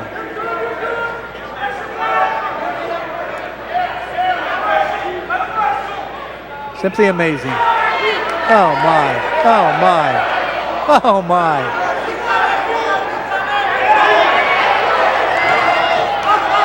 Takedown for Livingston, 2-0 Great lead. scramble, great scramble. As Rappo knew exactly what he wanted to do to stay out of trouble. Look at this roll through, amazing. Any guppies here, Vogt? No guppies whatsoever. Nothing but sharks. 2-1 lead, Livingston on the escape. And they're all sniffing blood. Originally, Bill Murphy from out in California was supposed to wrestle here. He was a state champion wrestler, and he is ranked #1 in the country, but Rappo #5 in the country. Not too shabby. Not at all. Of course, Will Livingston helped Kittatinny win another state group championship this past year. Yeah, many people thought it was Delaware Valley's Delaware year. Valley, yeah, Delaware Valley heavily favored going in, and John Gill, who was selected as one publication's Coach of the Year. How about Livingston here, Vogt? Oh, he's just attacking mercilessly. Oh my. Nothing yet because of the overhooker was in there. Heck of a scramble on the mat. Rappo trying to hook the leg. He hooks the leg and comes up on top. He's going to get a takedown. There's the 2. He takes a 3-2 lead. And a wrestler you're familiar with, Vogt. This is last week when USA wrestled Pennsylvania. Rappo wrestled at Jordan Frischkorn from Great Bridge and beat him 10-5. Now you've seen Frischkorn for 2 years. Well, Jordan Frischkorn's headed for Oklahoma State University. He's outstanding wrestler for Great Bridge High School. Rappo beat him 10-5. Yep. Which means Rappo is a shark himself. There you go. Anytime you're ranked in the top 5 in the country by Amateur Wrestling News, I mean, that carries a heavy load. Good credentials. The escape tied at 3. Well, you notice that Rappo didn't try real hard to keep his man down because I think he feels very confident out there.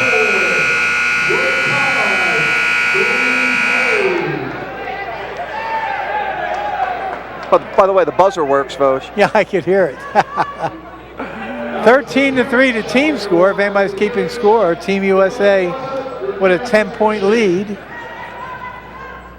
Of course, the voice you hear in the background may be familiar to a lot of people in Gloucester County. That's Fred Schwartz, who announces all the Kingsway home matches, I believe. It seems like that. He seems like he's everywhere, though, Voge. Of course, we're both lucky enough. Well, you are the president of the board of the Touchdown Club of Southern New Jersey. We're both on that board. Fred, a very tireless, hard-working member, as you are. Like you, though, Voge. He's into that track stuff also. Oh, yeah. Busy season coming up. 4-3 after the escape.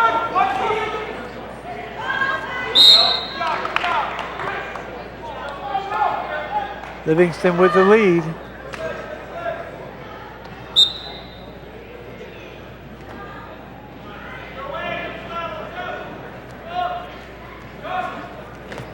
Oh my! How about that? Oh my! In deep. Oh my! No points on the takedown now. Oh, on the back, no back points. Nice takedown. That's a textbook takedown, huh? Good double. Got in deep on a double leg. I mean, that's just the way you teach it in practice. Scott Goodale, by the way, is also on that bench with the New Jersey coaches. He's trying to get back points out of that. Well, I saw a 1 count. I know that. Oh my! 6-4. You know what you'll see here with a lot of these wrestlers, these nationally ranked wrestlers, is good hip movement. They have such strong hips, such great mat awareness. Oh my! Oh my! Nothing. Good reaction by Livingston. Livingston with a 6-4 lead. 50 seconds to go in the second period. Not out of the woods. Thorn starting to get very aggressive.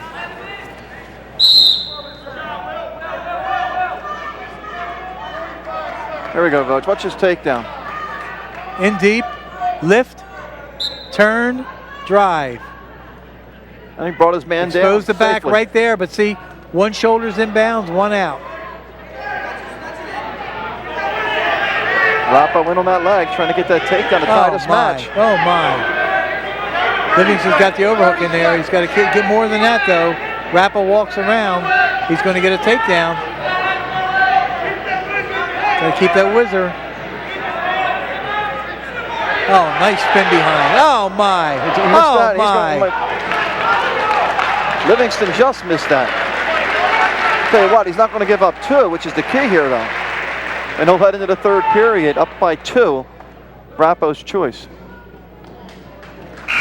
Amazing, amazing flurry.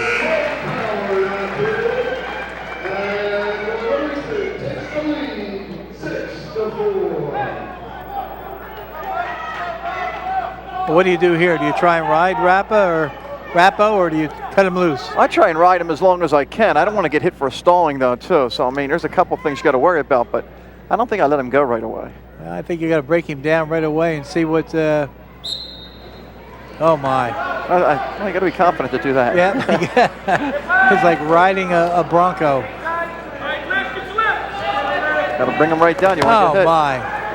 This is where you got to watch. This is one thing you don't want to do is get reversed either. Yep. Got the legs in. If he can crank him over, possible back points. He's trying to crank him. Oh my!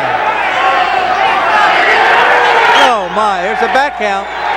Oh my! Oh my! So close to getting a fall. 3 back points, 9-4. Livingston putting himself on the map nationally right now, Voge. No question. He's got Rappo in a lot of trouble. Minute to go in the match.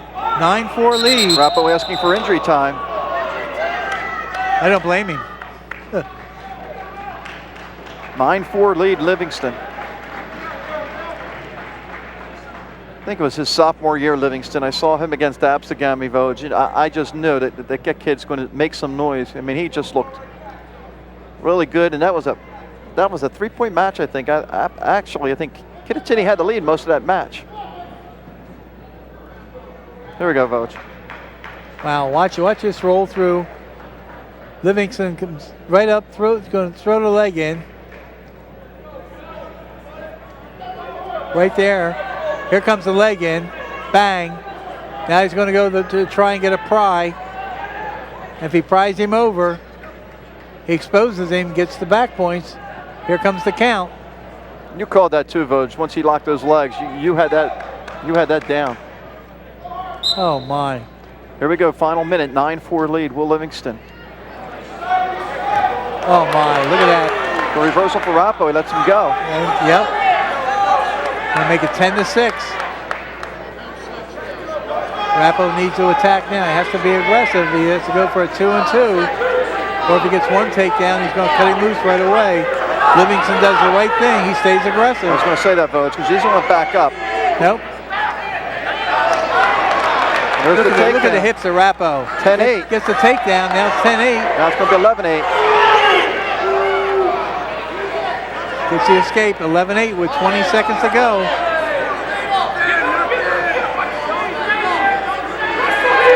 I'd stay right there on that leg. Maybe a stalemate? Nope. It's got to be a stalemate. It's either a stalemate or a stall. There's the stalemate. 7.8 seconds left. 7.8 seconds. Looks like Livingston's going to hold on, Vosges. Well, and he can afford. Run. Yeah. Yep, he can afford to legally stall. Big win for Livingston. Big win. Okay, we'll take a break. Team USA 13, Team New Jersey 6.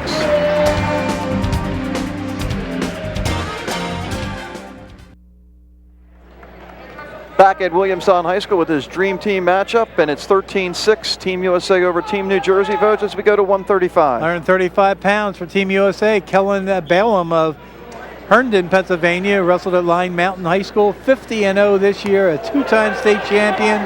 170 wins and 12 losses, headed for the University of Virginia. Dave Greenwald of St. Mary's of Rutherford, 36-3 this year, second in the state, 139-10 in his career, headed to the University of Northern Iowa.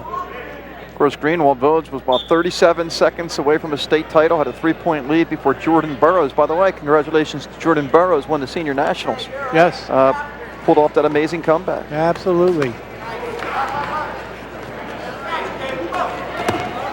Balum, a 2A level state champion, had matches of 9-0, 241 falls, 6-4, and 3-2 in the states. Number 6 ranked in the country by the Amateur Wrestling News. Of course, originally, if you read all the things on the forum and on the internet, Jordan Burroughs is supposed to be here and is not here. And that win last week at the Senior Nationals and his state title, he catapulted up to number 4 in the country, Vosges. It would have been nice to see a rematch here tonight. Balum with a takedown. He gets the early 2-0 lead.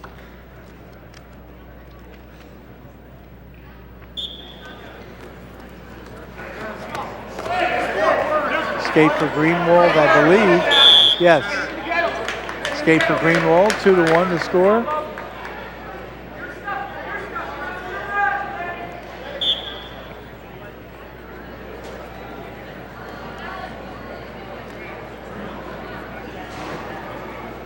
Line Mountain High School in Pennsylvania. You're familiar with that turf, aren't you, Vosges? Very good wrestling in Pennsylvania, as there is in New Jersey. Balum in deep on the legs, whips the arm out, gets the takedown, is in control. 4-1 lead.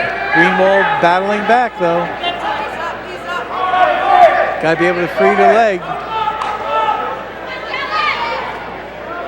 Natter step over and try and hook it with his leg. What a stalemate is called. 4-1 lead for Balum.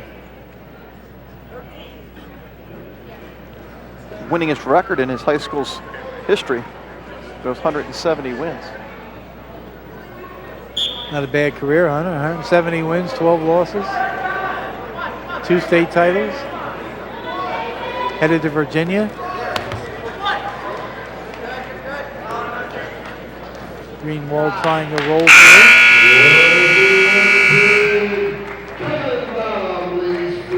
4-1 lead for Balum after 1.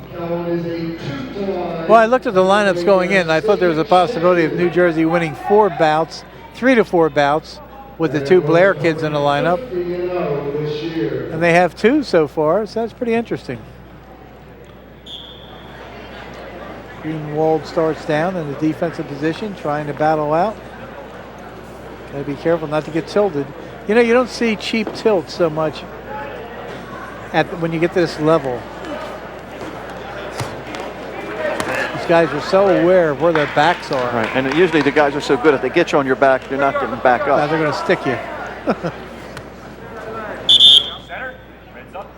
Hustle back, man. Hustle back. What you'll see at this level too is a lot of good hips. You know, you'll hear people talk about a wrestler having good hips. That gives them so much balance out there and power. And we've seen that already, Vogt, in the first, 5 matches? Yep. Greenwald 3/4 of the way out. Balum refuses to release the leg and holds on and stays in control.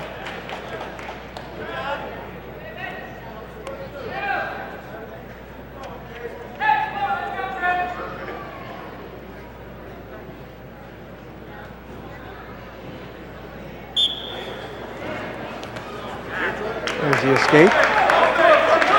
4-2, the lead. Looks like we have some blood. Well, I think Balum took a little elbow in the nose on that escape effort. Of course, our next match is one we're waiting for, too, just to have a chance to see Lance Palmer, Vogt, of St. Edwards. St. Edwards is one of those elite teams in the country year in and year out. Palmer's ranked #1 in the country at 140 pounds. He's going to go up against Daryl Cocozzo, who we saw a couple times this year, Vogt. They wrestled last week. Cocozzo only lost a 2-0 decision. Should be an interesting rematch. Lance Palmer is much like Ben Ashmore that we saw pin in 1:07 in the 3rd bout at 119 pounds. Palmer's been around, 4-time state champion, so looking forward to that bout. But in the meantime, we got a 4-2 lead for Kellon Balum of Line Mountain, Pennsylvania High School. Yeah, Balum seems like he's in control, but, you know, Greenwald's a takedown away from tying this. That's all it is.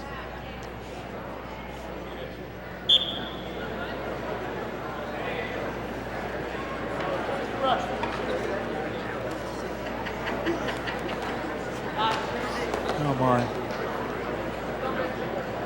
They're so quick to get in on the legs.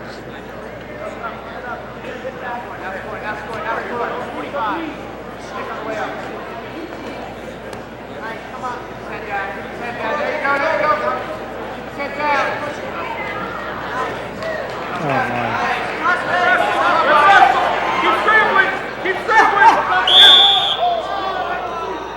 Injury time. You hate to see somebody get injured in a match like this. Yeah, the knee. Or you hate to see anybody get injured anytime. Anytime, yeah. The knee is not made to go certain ways, so when you get on the knee and you start to scramble, you have to be very careful. You can see the knee wrap to begin with.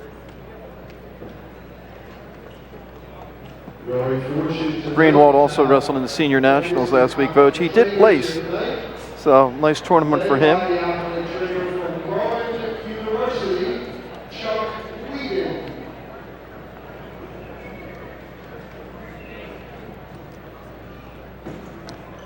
Neat to see the New Jersey coaches, as you mentioned, Danny Calhoun, the host school coach from Williamstown, and Scott Goodale, who had the #1 team in the state of New Jersey this last year.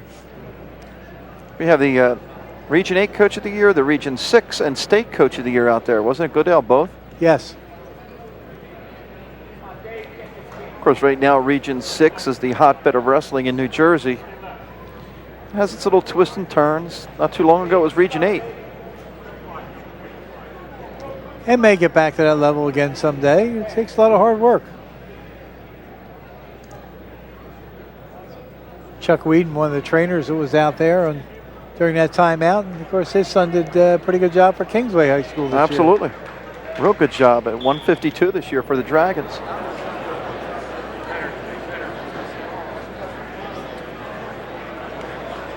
And of course, it was nice to see Cindy Widener, the grandmom of Kingsway senior Billy Widener, come through with her promise to you of a meal. Meal at Applebee's, is that what it was? Applebee's. Yeah.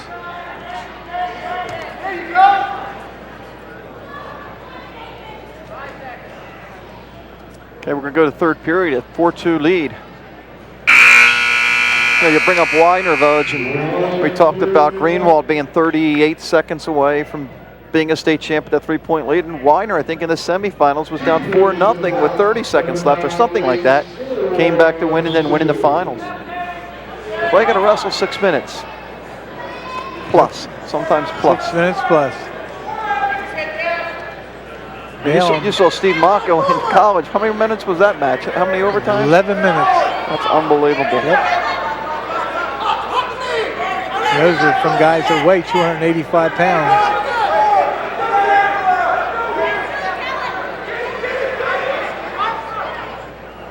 Oh my. Still 4-2.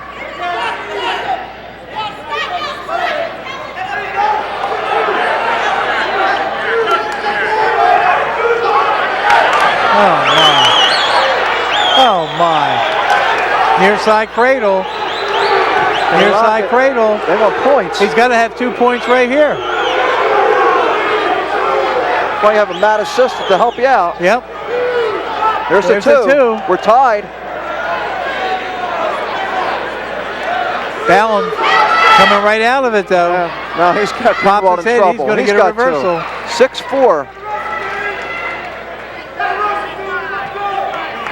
What Greenwald has to do, he's down 2 points. He's got to come out there in a hurry. Gets the one. 6-5. He's got 39.6 seconds to get a takedown to win the match.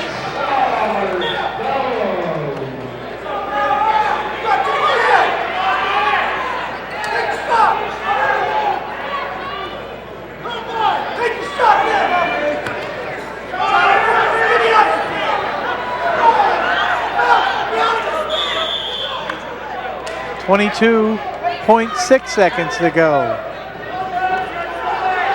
Do or die time for Greenwald.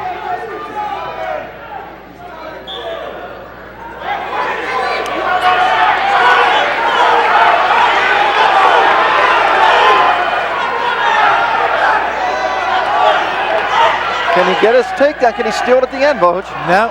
He might be taken down. He's got to watch. We go back to the center. 6 seconds left.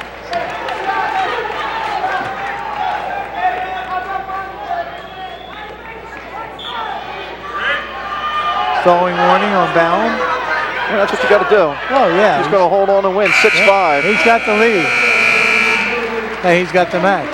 Greenwald did a nice job coming back. Just ran out of time. Yep. 16-6 now.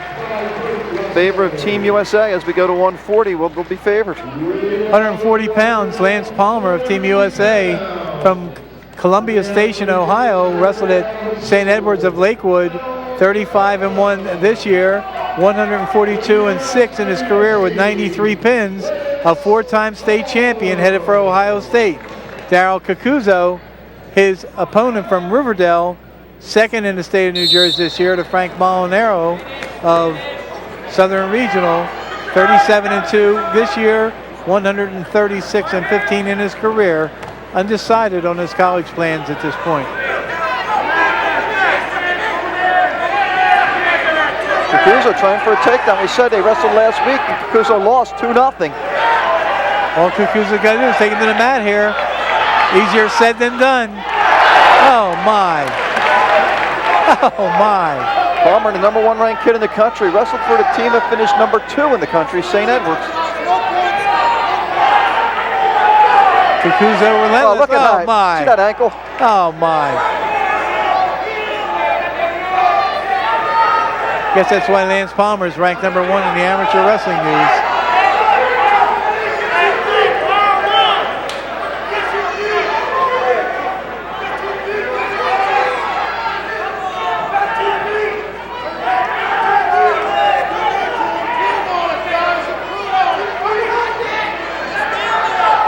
Cocozzo trying to spin around. My. Palmer still won't give up on it. Oh, my. Give that up. Neutral. Lance Palmer, who won his state title this year, had a 3-minute fall, a 3:02 fall, a 2:52 fall, and a 10-0 win in the finals. Talk about dominance. He also was a 2 first and a second in the Beast in his 4 years. It's not bad either. Amazing. Placed first at the Ironman in 2004 and second in 02, 03, and 05. To be a welcome addition to the Ohio State lineup once he becomes eligible. And like I say, many of these guys will redshirt their first year out. Of course, Cocozzo lost that heartbreaker. What was it, Vogue? 1-0 to Molinaro Yes. in the state final. And of course, in that midseason All-Star Classic, that Brian Tracy beat Cocozzo by a point in overtime or 2 points. I think it was regulation. Regulation? But then Cocozzo came and beat him in the semifinals. State semifinals. And Cocozzo last week at the Senior Nationals finished 3rd. Palmer starting down, 0-0 match.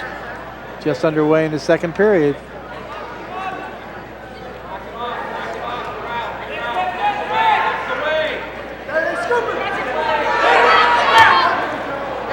Oh my. There's the escape. And Cocozzo has something to go by now. I mean, he wrestled him last week. Of course, Palmer has that same advantage too, but you talk about sometimes, you know, wrestling a guy, you know, so close together. Yes. Well, unquestionably, just like a lot of the college matches, a lot of the college finals you see, they see each other on more than one occasion, so they become familiar with each other's best moves. A lot of times it's a secondary move that will decide a match.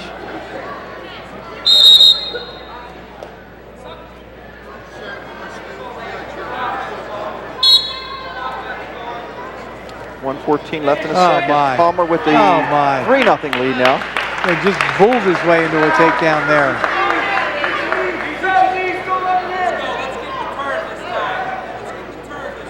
Perfect example. If you get your opponent a little bit off balance and drive straight ahead, good things sometimes happen.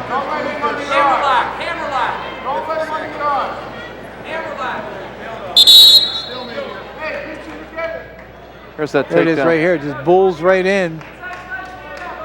Bam. Traps that arm. No way to defend when you trap that arm.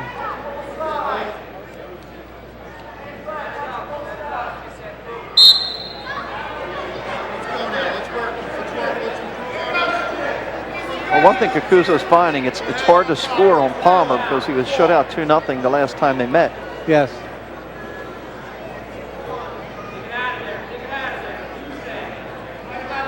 What a good ride on top, too. You see, you know, Palmer just does exactly where he is, knows exactly what he has to do, gets the stalemate call.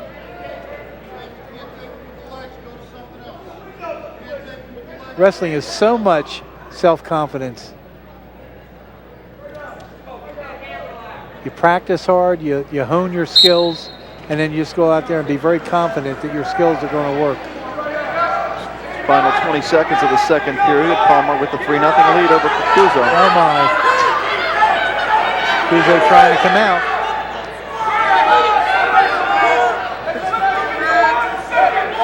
Palmer just refuses to give an inch.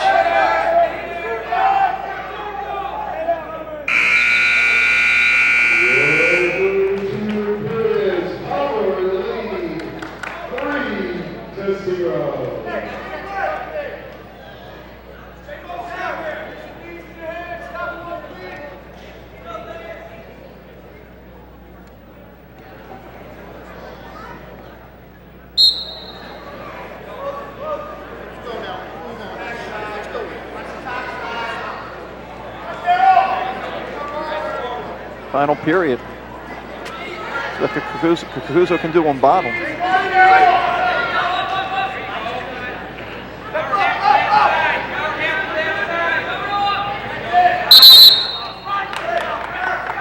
Potentially dangerous, 137 left.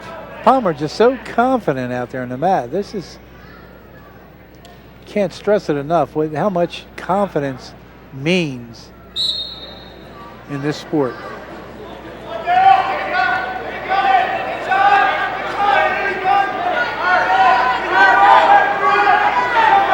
Cocozzo came so close in that first period, Vogt. Yes. Maybe took something out of him. Well, trying to come out the back door here. He's got a hold of the right leg of Palmer.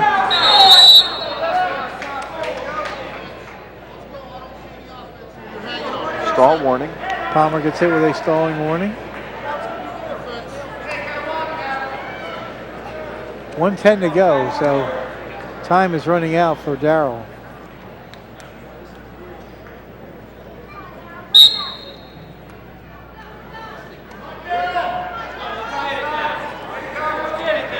Of course, Palmer's brother attends St. Edward's. He's got another one coming in there next year.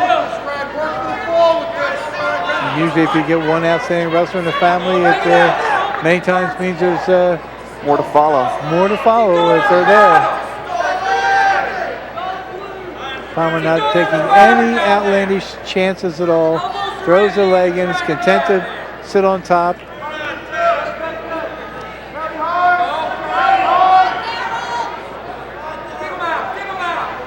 Very close to, I was going to say, very close to either being a stalemate or a stall. Tony Tabacino, the official, calls the stalemate. 31 seconds to go. Time is quickly running out for Cocozzo.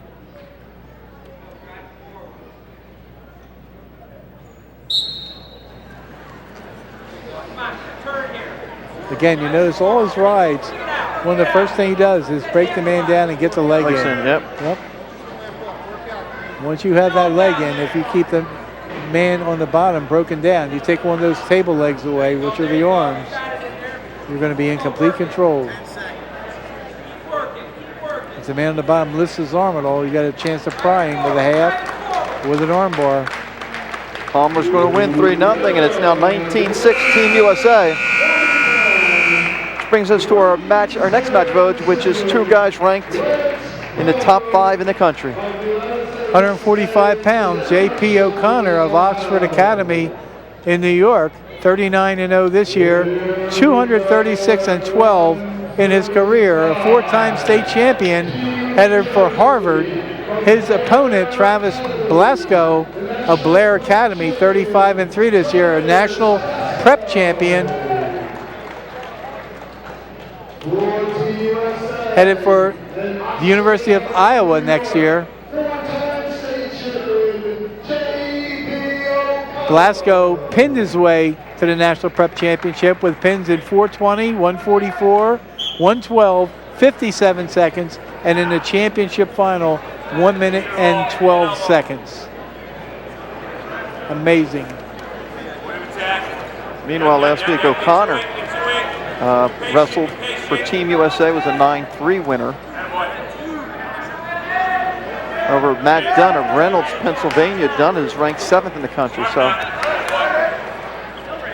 pretty interesting here, Vogt, and already a 2-0 lead for O'Connor. O'Connor out of Oxford Academy in Oxford, New York. 236 wins in a high school career. That's pretty good. Although I know a lot of times you'll see wrestlers start competing on the varsity level in 8th grade in New York.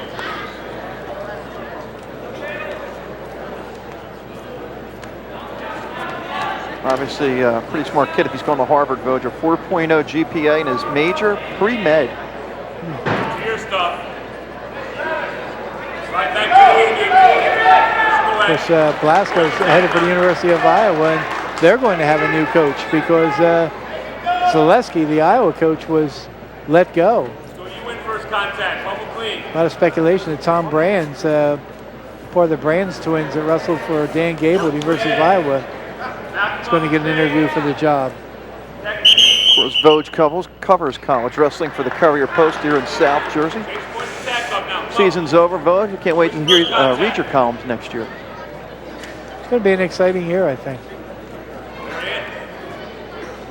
Which I also understand that Joe Wells, who was the coach at Oregon State, is also giving up his position at Oregon State. So there's some new faces on the collegiate level next year, especially at Iowa State and Iowa. Oh, look at this. Oh, my. Nice duck under series. Boy, O'Connor's ranked number 2 in the country. Unbelievably quick with their moves. 4-1 lead against the guy that's going to Iowa next year. That's scary.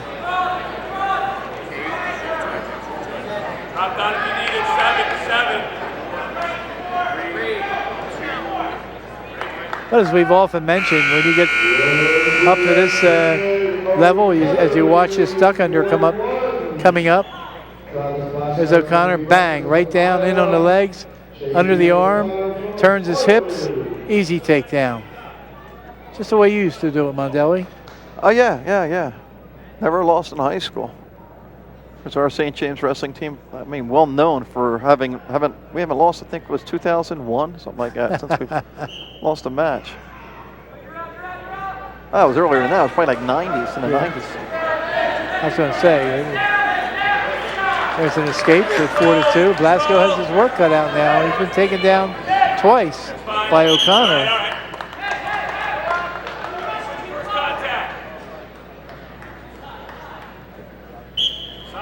If I'm not mistaken, you have periodicals over there. I think O'Connor has an OR in the end, doesn't it?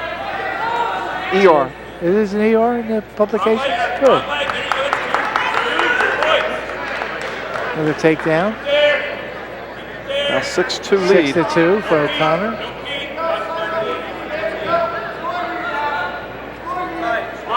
Smart, solid.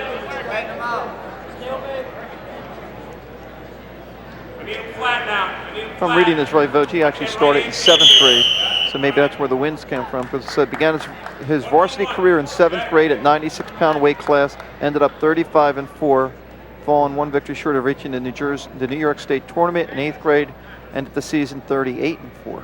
Wow. There you go. I knew they could wrestle in the varsity level in 8th grade in New York. I wasn't aware they could do that in 7th grade. 6-3 to score now, with an escape by Blasco. Stay solid on it. Bubble clean if it gets loose. Good solid. He's got to find a takedown in his arsenal.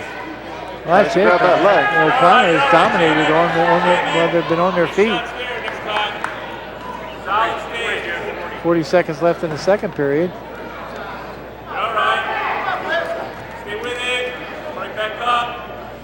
And of course, as we mentioned, when Blasco won the National Prep Championship, he had 5 consecutive falls to do that.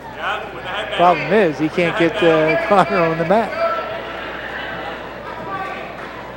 Look at that, no collars for him. He needs your head to get back in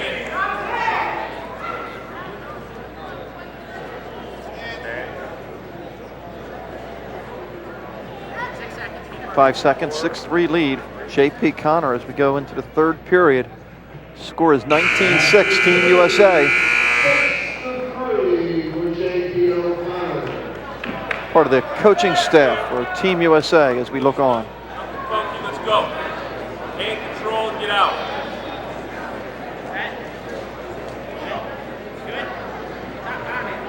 Oh, Blasco has him on the bottom, Vogt. Well, let's see what happens here. See if we can keep O'Connor down long enough to try and get a pinning combination in. Be patient. Feet on the mat. Up again. Oh, O'Connor's having none of it. Constantly up to his feet, trying to get away. As long as you're making an attempt to get the man down back to the mat, you shouldn't have a stalling call against you. If the man comes up to his feet and you don't make a legitimate attempt to take him back to the mat, then you can be called for stalling. Oh my. How about that move? With the reversal, it's now 8-3. Simply amazing. Head up the whole time. You know what's coming. Head up. O'Connor showing why he had 236 wins on his in his varsity career. Been winning for a long time. Mentioned O'Connor beating Matt Dunn, who was ranked 7th in the country last week. Tim Darling, Vogt, who we saw earlier in the evening, is ranked 6th in the country. Scott Winston, who we also saw, was 12th in the country. And Bubba Jenkins from Virginia, from what I hear, is a beast. He's number 1. Bubba's a good wrestler. Saw him competing the last 3 years in a row down in Virginia. Blasco trying to squirm out. There's an escape now, 8-4, 45 seconds left in this match. Barring a comeback. O'Connor is just unrelentless out there.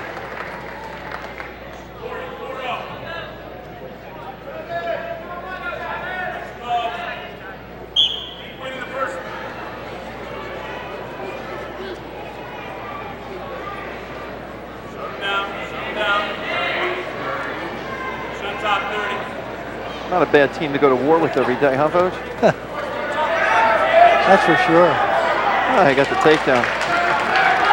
Well, it makes it 8-6. Either got to cut him or he's got to try and turn him real quick. He's down by 2 points. 15 seconds. Might see a quick stall here, Vogt, because he's just flat. And there it is. Stall warning. And O'Connor's going to hold on and win. 8-6. It's now 22-6. We're going to take a break from Williamstown High School. Team USA 22, Team New Jersey 6.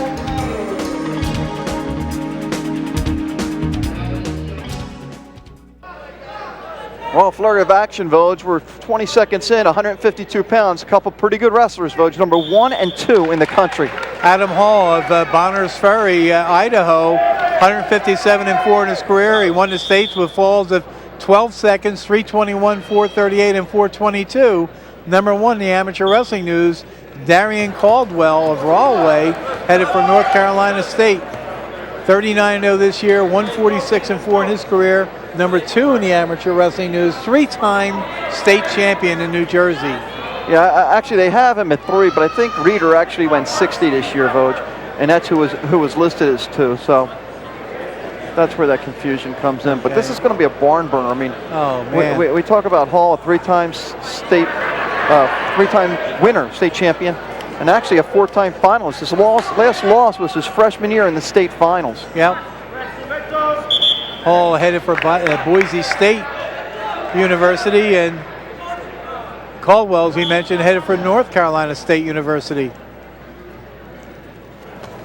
Of course, another pretty good wrestler down at North Carolina State this year was that Ryan Goodman of Absegami.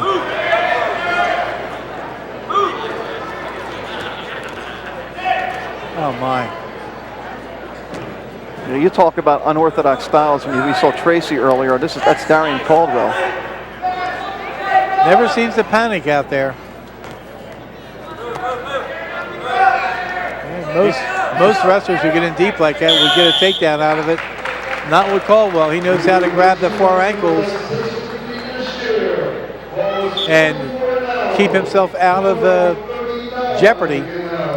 Last week, Caldwell wrestled for Team USA and was a 12-4 winner. Meanwhile, Adam Hall won the Senior Nationals. So a couple pretty good wrestlers here. Not bad, huh? Each wrestler only lost 4 times, right? I think Caldwell had 4 losses his freshman year. I'm sorry, he had 3 his freshman year. I think he had 1 his junior year or sophomore year. And Adam Hall, 4 right. total losses in his career. Here we go, Vogt. State final highlights of Darrion Caldwell. Is so Mangini, who was undefeated, Vogt, and he just, was in total control in that match. And pulverized him. As he just went and got his takedowns. We'll go back to this match because we're a lot of flurries. Still 0-0. Caldwell starting on the bottom.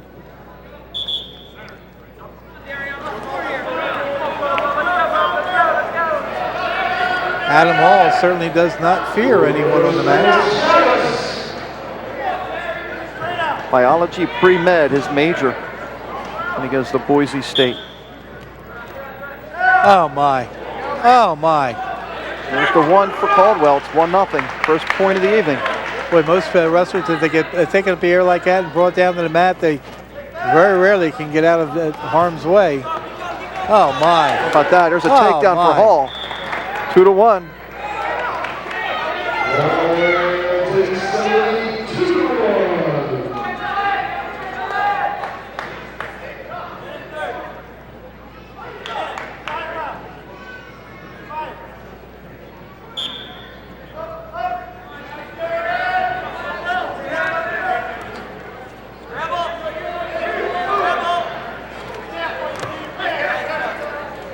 Another escape, it's 2-2. But again, you notice when he was on top like that, driving his man backwards, you're exposing his back, so he's got to be careful. At the same time, use your hips and spin out of his control, and that's how you get the escape. But I'll tell you what, Hall is relentless on going for takedowns out there. Potentially dangerous. Before the match votes, a lot of the New Jersey wrestlers showing their expertise. I think a little gymnastics in them guys, doing flips and cartwheels. And of course, Darrion Caldwell did the ultimate after he won his 3rd state title. Remember that move? Yes. Corner to corner. I think that was the loudest the crowd was the whole evening, except for Greg winning his 4th title. Well, it is exciting. You know, he's been an exciting wrestler to watch. Here we go, Vogt. This is the end of that match when he wins his 3rd state title, Darrion Caldwell. Learn that from you, Vogt, huh? United States Olympic team next. 1 minute to wrestle here in the 2nd period, tied at 2. Hall with the only takedown, 2 escapes for Caldwell. Hall will have his choice in the 3rd period, thinking that far in advance. Caldwell trying to use his speed. Look how good Hall is, Vogt. You see that? Yes. He knows how Caldwell defends it. Many a wrestler would have been taken down by Hall's move there. Caldwell fought him off, gets the stalemate. 36 seconds ago in the 2nd period, we're 2-2.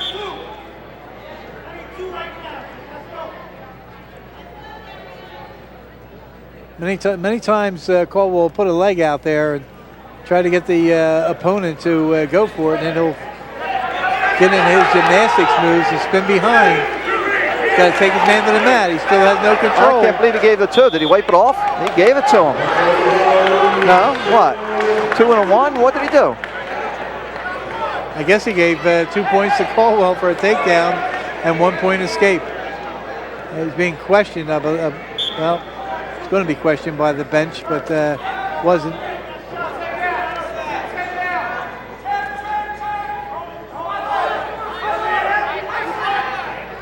Caldwell likes to hang on here. Of course, Hall will have his choice in the 3rd. Did you think that was a takedown? I didn't know. But then again, I don't wear stripes. There you go. Good answer. 4-3. I like to see somebody get behind somebody and get complete control and have him to the mat before I would give a 2. Yeah, I got injury time. Caldwell asking for injury time. Great all-around athlete.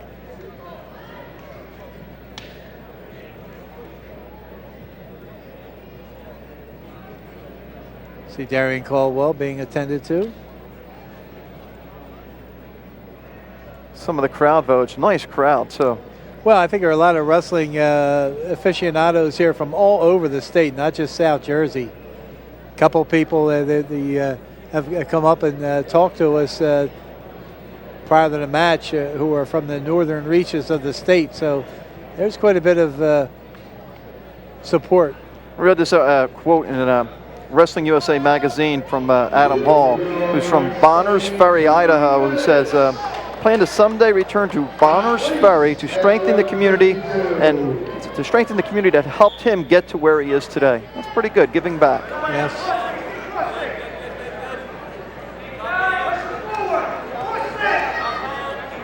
Did you say he was going into pre-med? Yep. Biology pre-med is listed as his major. Pre-med. He might end up being a doctor's in Bonners Ferry. Oh my. Oh my. Caldwell's got to watch he doesn't get reversed. Or pinned. Try to make sure he don't get pinned.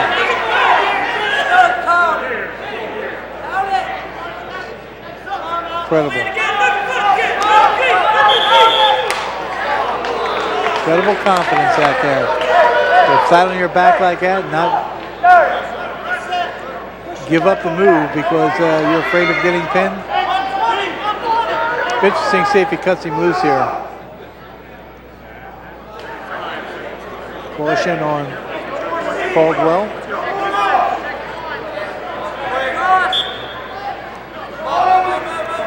He cuts the man loose. We're tied 4-4. There's that Caldwell sticks that one leg out there. Yep. Almost trying to get the guy to reach for it, then get one of those pirouette moves behind. The Hall, when he comes in under control.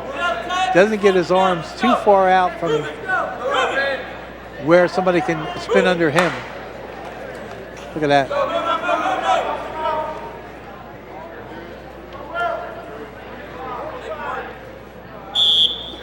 Stalemate, 43 seconds. 4-4 match, each wrestler with a takedown.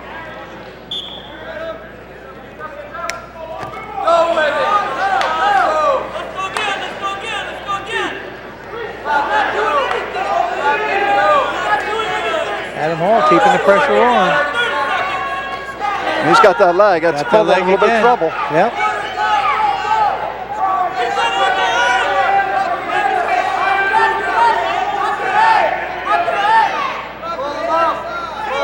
Oh my.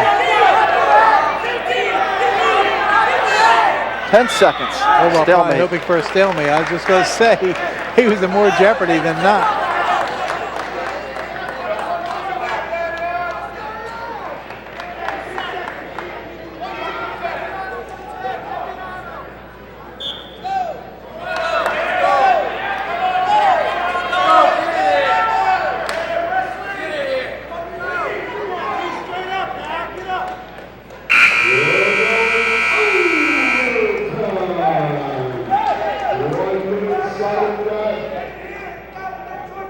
Who's the better conditioned wrestler right now? Oh, it'll be interesting. I'm sure these guys don't have to worry about going overtime too much this year. I wouldn't think so. All being relentless in overtime again. Oh my. Even though, as a matter of fact, Hall did go in overtime last week in the semis in the Nationals. Well, he's been there. Then he, that was 3-2. And then he beat Reeder, who we said had gone 60 most of the year. We have a discussion going on over at the table.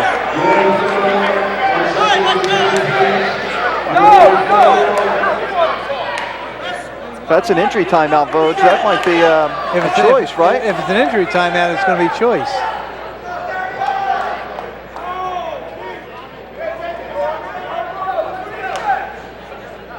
Because he already used one.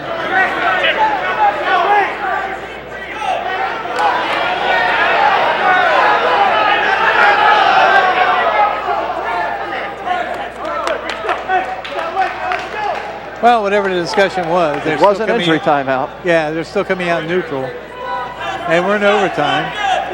So the first point will win. And Hall continues to attack. Oh, my.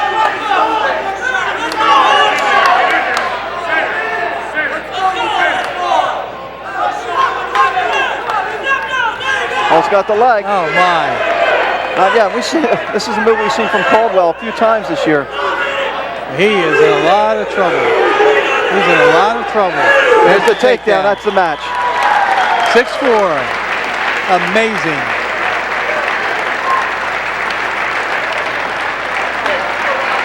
Remember that name, Vogue. Adam Hall. Boise State. I'll be looking. #1 ranked kid in the country. I just showed you why.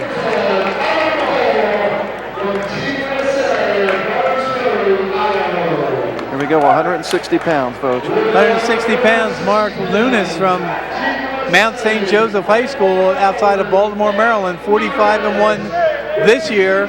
four-time state champion, 182-13 in his career, headed for Cornell. Alex Caruso, his opponent from Watchung Hills, 40-0 this year, 140 wins, 11 losses, and a state champion who's headed for Lehigh.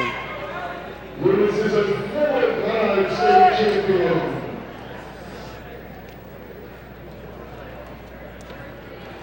Lunas wrestled last week for Team USA. Beat his opponent from Upper Perkiomen. Yep. Team USA with a 25-6 lead. That would be very, very hard to overcome, and some of the best wrestlers for Team USA still on deck. Alex Caruso, by the way, Voj, finished third last week in the Senior Nationals.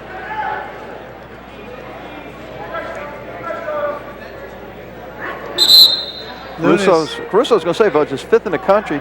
Lunas is number one. Number one. Lunas won the State Independent Schools Championship in Maryland with a falls of 139, 521, 104. A forfeit win in there. 22-7 technical fall and a 546 fall. Number one ranked wrestler in the country by Amateur Wrestling News. Caruso, number 5 ranked in the country. Also a Beast of the East champ. 4.0 GPA, Voj. Hotel Restaurant Management. His major. Maybe after he graduates, he'll come to work for the Showboat as the manager of their restaurant facilities, huh? Showboat must be your casino of choice, Voj, huh? A little name dropping.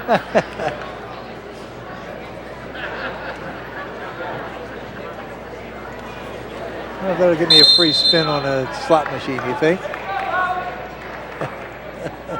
There we go, Voj. The state finals. Caruso and Scott Giffen of Eastern. Yep.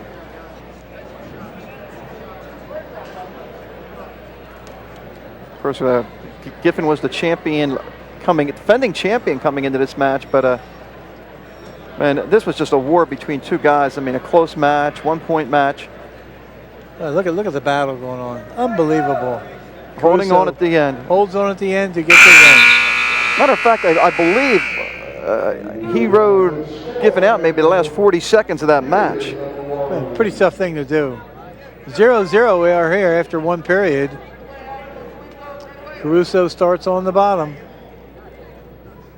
against the number one ranked wrestler in the country by Amateur Wrestling News. Another thing we talked about, Voj, is they're staying in the circle.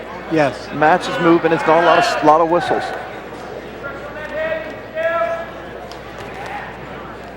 And as I say that, Voj. Well, the bigger the wrestlers get as you go up in weight classes, the harder it is to stay completely in bounds. There's more of them, yeah.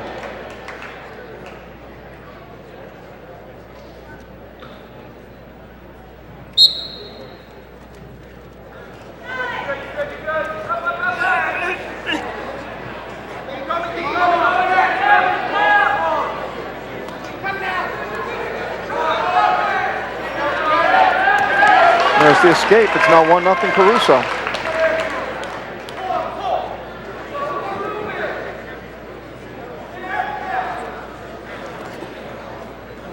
Team USA in the red, New Jersey in the blue. 25-6, the team score. Lunas in on the near side single.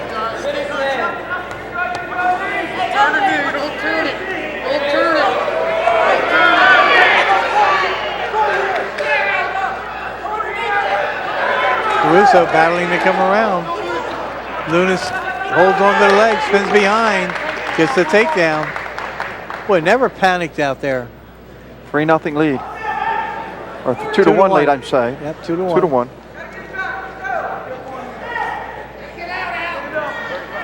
2-1. Lunas has the 2 with that takedown.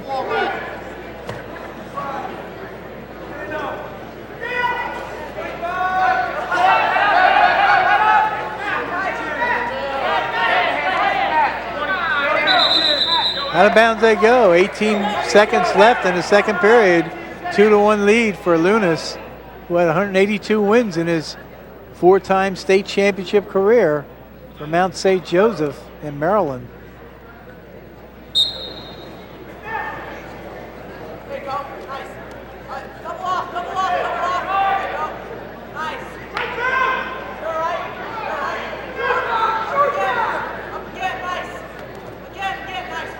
going to go to the third period, a 2-1 lead, and it's Lunas has choice. Start the third. You can see the look of frustration on the face of Caruso. Well, he's got to feel like he's wrestling an octopus because no matter which way he turns, one of those tentacles has him. Caution on the bottom man, Lunas. At 160 votes, our 170-pound wrestler for Team USA, David Craig. How about 182-0 for a career record? Amazing. Number of wrestlers here, I noticed, votes going to Lehigh. You know, you mentioned Caruso, Gray, David Craig, who we're seeing next. Even though he's from Florida, going to be wrestling at Lehigh. Yep. And you notice Caruso cut his man loose. It's going to backfire on him because he's very close to being taken down. And there's the takedown. So he trails 5-1 in the third period.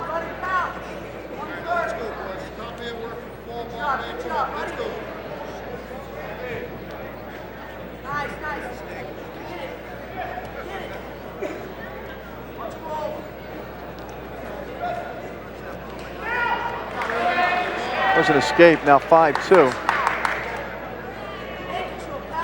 Just over a minute to wrestle.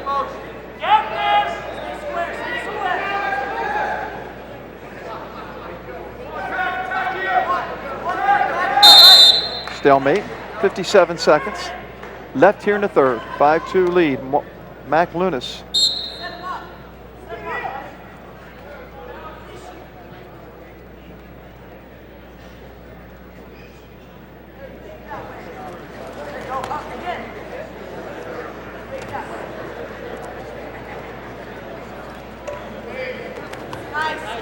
Well, see, I got that ankle vote. Yes. He's so quick. And you know, they know what to do with it. They don't panic out there. When they get a hold of that, they're relentless. They don't let go. They're always looking for some other way to get the takedown.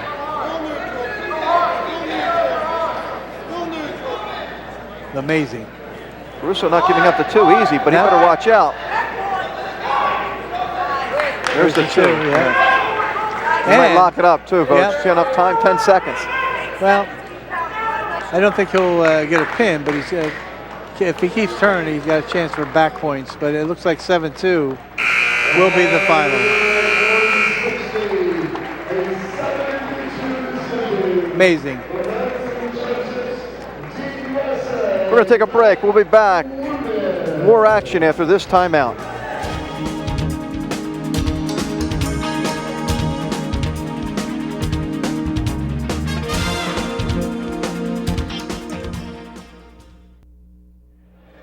£171 and Team USA with a 28-6 lead over Team New Jersey Vogue at 171. 171 pounds, and David Craig, as you mentioned, from Brandon High School in Florida, 44-0 this year, 182-0 in his scholastic career, a four-time state champion, headed for Lehigh. His opponent, Pat Hogan from Cranford, New Jersey, a state champion this year in New Jersey. 107 wins, 19 losses in his career, 32-0 this past season. But again, the advantage, I believe, goes to the 182-0 wrestler. Yeah, you think so? You think? Well, you know what's going to be interesting in the next couple of years is to look at all these guys who have made commitments to Lehigh and Oklahoma State and Boise State and Hofstra and so forth, and just watch their development, because I will remember that we saw them first here in Williamstown. Right. Oh my. Completely under control out there is Craig. Lift that leg high in the air, never panicked, knew exactly what to do with it.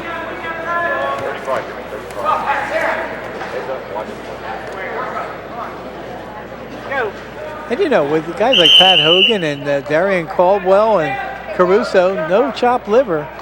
There's his state championship. Right, getting that takedown. He had to work for this one too. You see him working grabbing that ankle. That's Anthony Trongone. Right, it was the only takedown in the match. 3-2 match. Hogan beating Trongone. And I tell you, give credit to both of those guys in that final, because I don't think anybody thought either of those two guys would be there. No.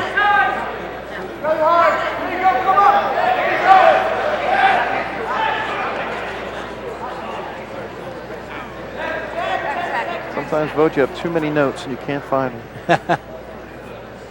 2-0 lead. I do that all the time. 2-0 lead after one period. David Craig, the Brandon, Florida wrestler, in control. Of course, Brandon, Florida has a record for most consecutive wins at one time. I forgot what it was. I might even have that information here. But they're a perennial power. They are that in the state of Florida. 2-0. Hogan deferred. Craig took the bottom. But Hogan trails by 2 points, so he's going to have to do something here to try and close the gap. Brandon, Florida, 21st in the country this year. Craig just got an escape that makes it 3-0.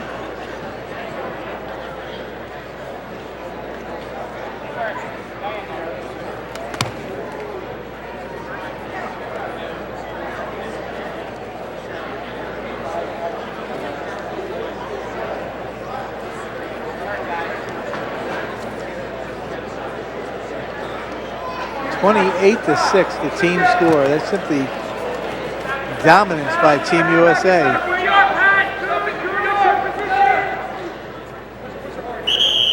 Now those toss-up matches, you know, Caldwell was one of those.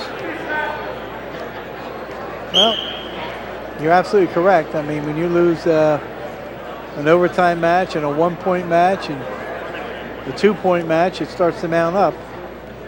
Of course, Team USA's had their dominance too at 112 pounds with Mark Kist of Eagle Brook, Iowa, won by a major decision, 15-2. And of course, Ben Ashmore, one of the best wrestlers in the country, won by a fall in the first period.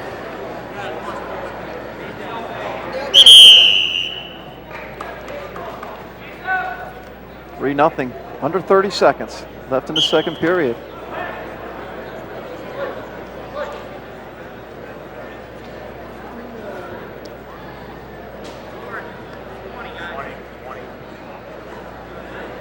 Eagle Grove, Iowa. I think I said Eagle Brook for Mark Kist, but Eagle Grove, Iowa.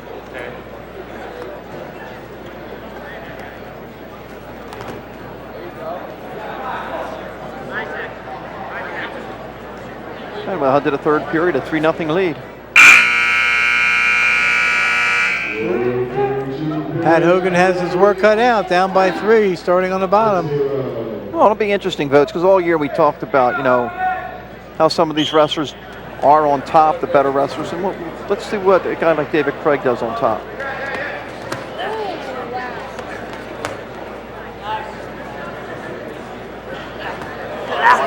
Oh, my. Because he's showing us, huh? Yes.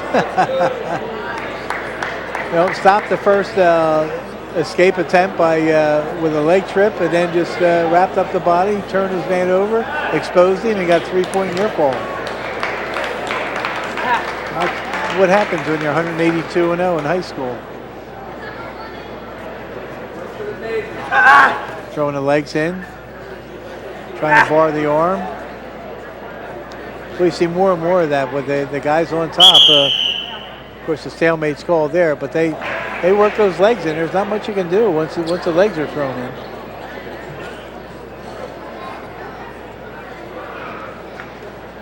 (6-0) the score. 1:14 left.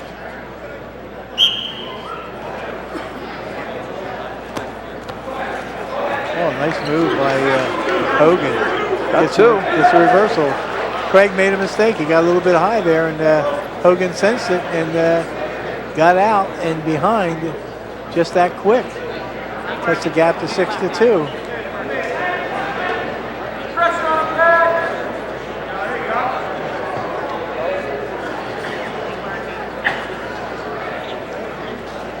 Hogan's in a little bit of trouble here. He's starting to get high.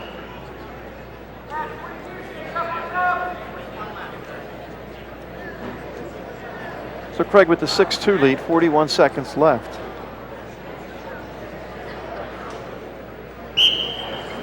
In desperation time for Hogan. I mean, he's got to come up with some kind of a pinning combination. Of course, Craig knows that. Controls the wrist, comes to his feet and gets the escape for a 7-2 lead. Both these wrestlers are undefeated this year, but week 4 now, looking at 32 now.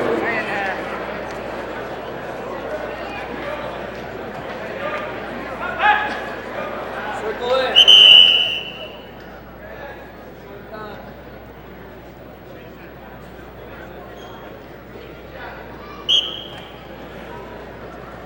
Final 10 seconds, 7-2. Well, and Craig knows he gets a stalling warning, but he knows exactly what he has to do.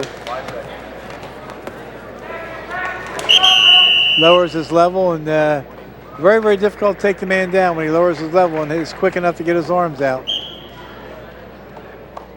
And that's it, 7-2 final. Last two matches ended 7-2.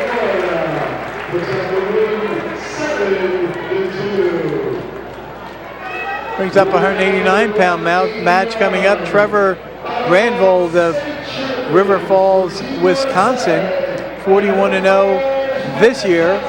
A state champion with 153 wins, 12 losses in his career, 98 pins in his career, headed for the University of Wisconsin at Madison. Keith Dobish of Lodi, 37-1 this last year, 128-11 in his career, a defending state champion, or a state champion in New Jersey this last year. Greenwald of River Falls, Wisconsin, 50-0 season, and he went in the state championships 24-second pin, a 30-second pin, a 1 minute and 59-second pin, and a 14-6 major decision. Ranked number 1 by the Amateur Wrestling News. Dobish, ranked number 10 by the Amateur Wrestling News, was third in the state at a higher weight, 215 pounds, as a junior. So he dropped down a weight this year and won a state title. Well, last week, Voj Dobish was a teammate of a lot of these guys. He was the 89-pounder. He lost a 3-1 decision to Pat Flynn of Quakertown. Remember, Pat Flynn last year, Voj beat that Vince Jones in the Beast. I think Jones came back and beat him in wrestlebacks. Meanwhile, Brandvold won the Senior Nationals with a pin. Pretty nice, huh? Yeah, at that level, a pin in the finals, I would say so. Hey, you're our number 1 in the country. Business major.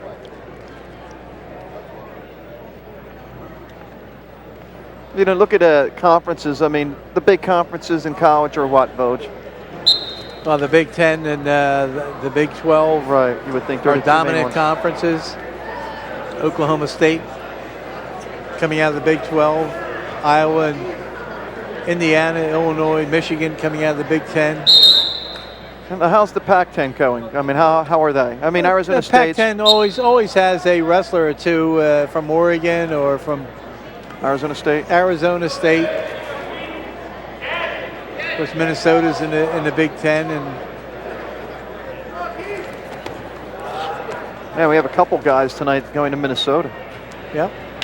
And of course, you know, you had a national champion from the University of Pennsylvania this last year, and one from Indiana, Joe Dubuque, and Matt Valente. Dubuque from Indiana and Valente from University of Pennsylvania, and they were state champions the same year in New Jersey. One weight class after the other.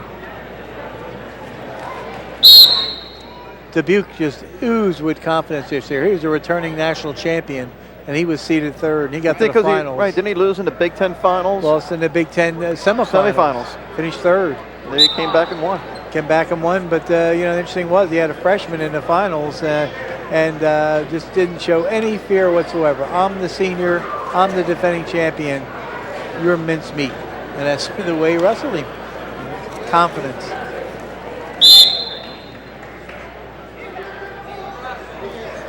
.28 seconds left, no score, first period.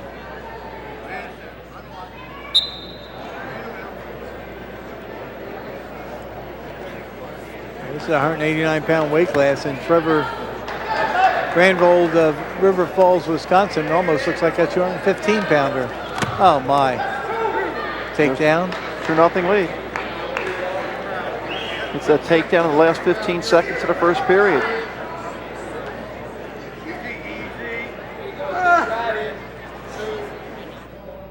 Yeah, big 89-pounder, isn't he, Voch? Very big 89-pounder. Greenwald's choice taking the bottom.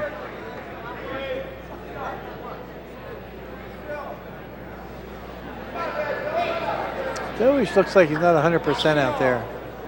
Yeah, almost looks like his knee is hurt or something. The way I saw him get up. Keep an eye on that.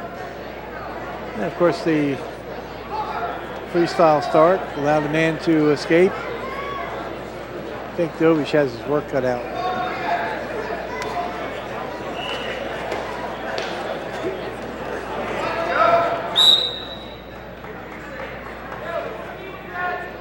Notice how Brandvold is right in front all the time. Stalking.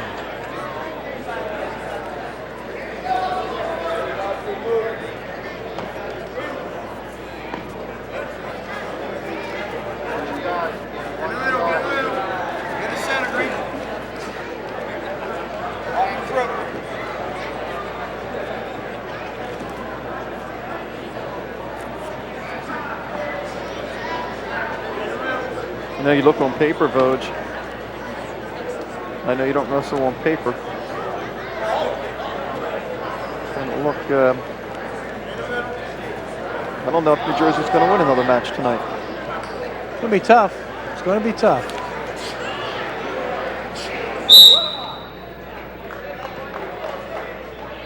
Watch this freestyle start, Vogue. Now watch the leg. See the leg? Go back. Yep. Try to trip him up right there, and if he felt him go down, then he turns and goes after it right away. And I will bet that's a move that's worked for him in the past. Oh, I'm sure. I'm sure.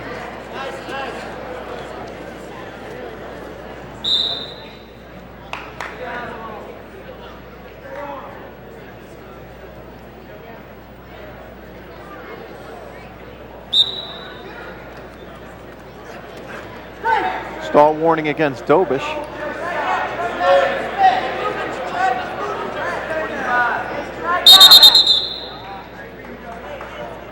23 seconds left in the second. 3-0 lead.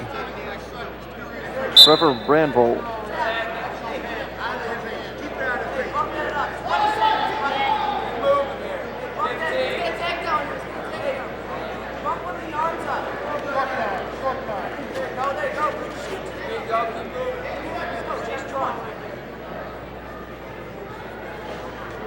Dobish avenging his only loss of the season in the state semifinals. We go to the third, 3-0 lead, Brandvold. Dobish starting in the bottom position, and Brandvold looks like he's going to let him go. I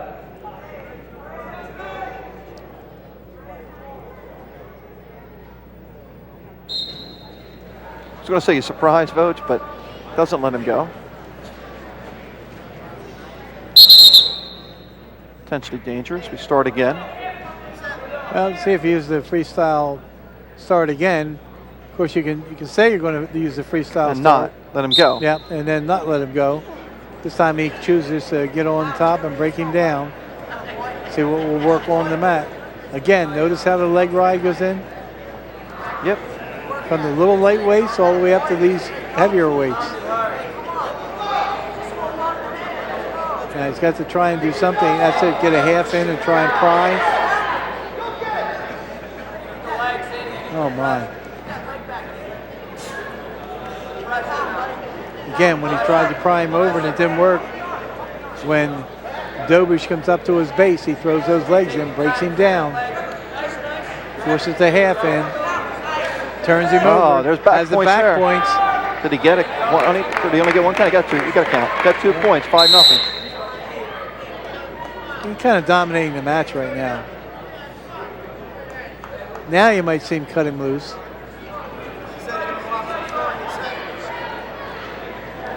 Dobish will have no choice but to turn around and try and be an aggressive. And sometimes when you do that, you open yourself up to be taken down pretty easily. But does not let him go. Yep. This is a freestyle start, but comes in semi-attempted a near side cradle, breaks the man down. And some guys just don't like giving. Some guys don't like giving away points. And certainly, Trevor Brandvold is being very stingy right now with the points.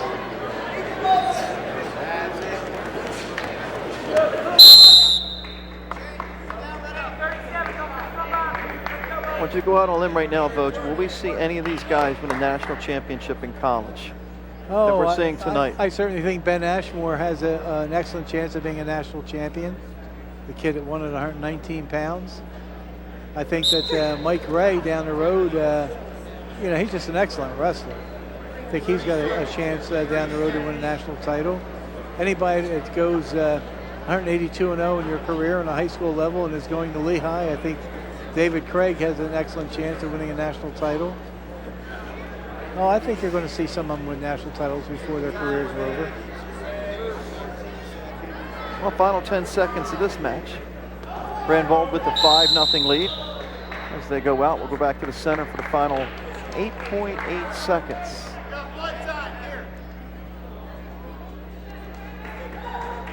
Injury time.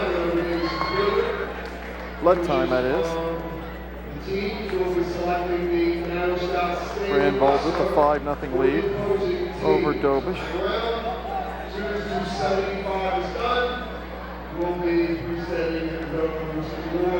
So these are just brutes up at this level. Absolutely. Brutes.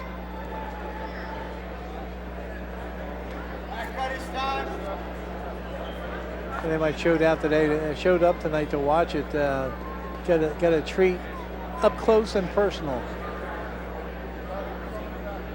And it's cooled off nicely here in the high school. So we walked in. Yeah, it wasn't that warm. It was about 95. I thought you had called ahead and ordered sauna conditions. Yeah, that's what it is, yes. Cutting weight still.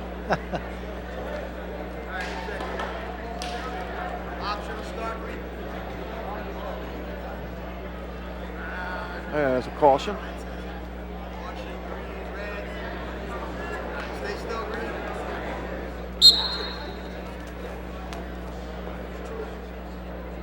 That just goes to show you how strong Brandvold is. Oh. Wow, 5-0 final. 34-6. Team USA. 2 weight classes to go.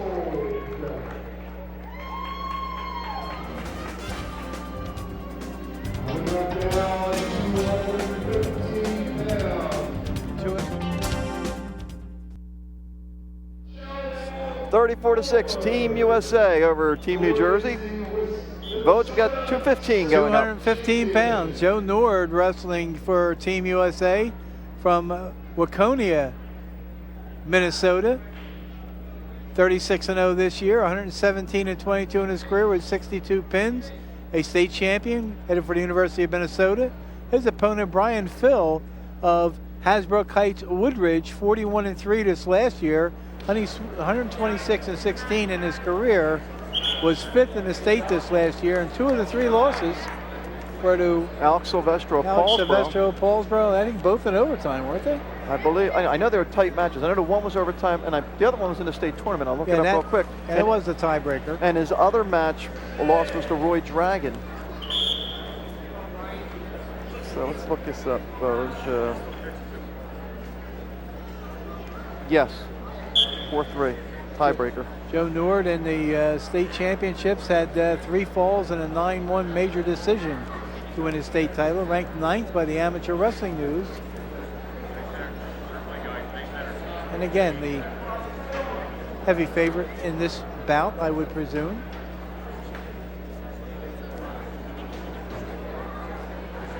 Brian Phil's going to give him a match, both. Math major, by the way, for Nord at Minnesota.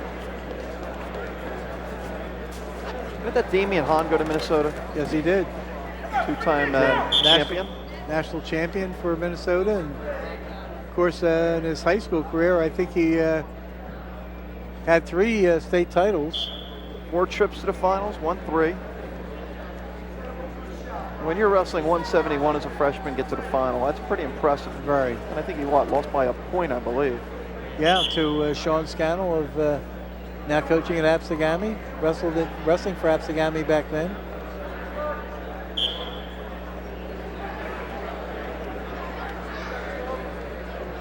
Offensive guard and defensive line of the football team, that Joe Nord.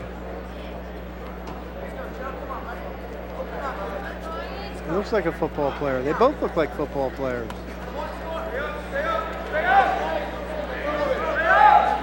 Oh my.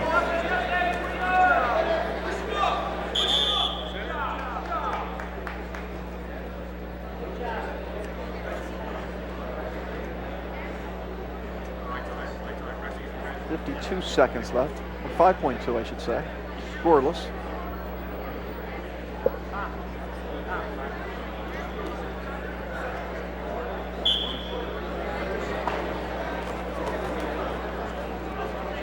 And we'll go into the second period. About the third time we've seen a scoreless first period. Phil has his choice. He'll take the bottom. We have a score. Period number 2.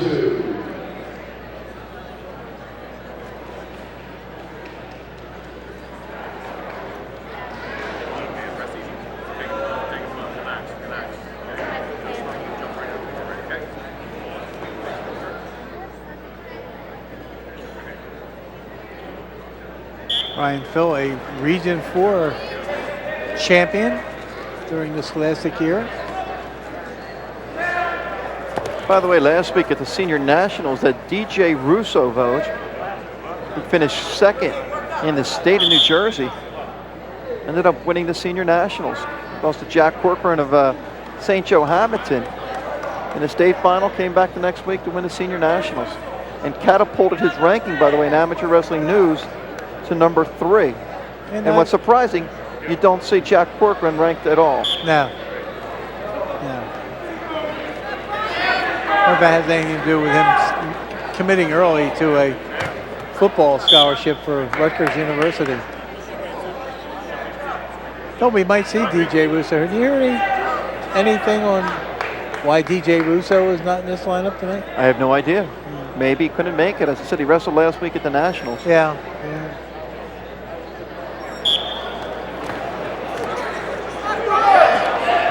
Still trying to get a reversal. Got to watch out he doesn't get in trouble.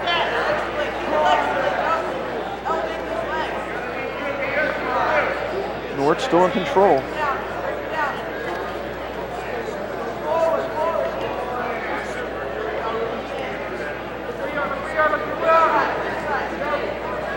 No score. We wrestled almost 3 minutes.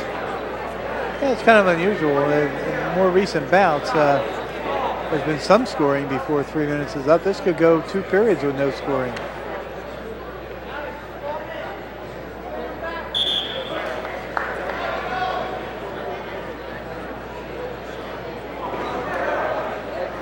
Again, the officials this evening have done a pretty good job. Tom Reynolds, the official in charge on the mat right now, with Jim Brennan, the assistant, and the other pair working together, Tony Tabacino and Joe Nipper. There's the escape. Phil with the first points of the evening. He has a 1-0 lead. Now Joe Nord becomes a stalker. But Phil takes the shot. There's a big sprawl by Nord, and then spins right behind, gets the leg, follows up, gets the takedown for a 2-1 lead.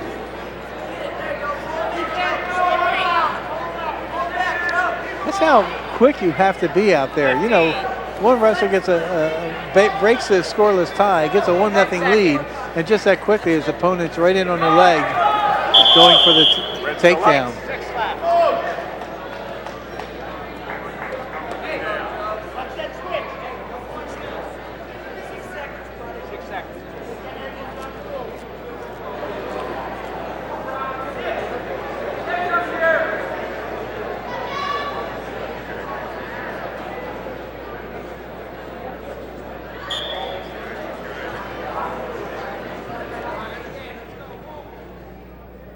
And we'll go to the third, a 2-1 lead. So that late takedown, costly maybe to Phil. And Nord will start down, and it's going to be tough to hold him down for 2 minutes. Phil's record was 41-3 this year. 117-22, the career record for Nord.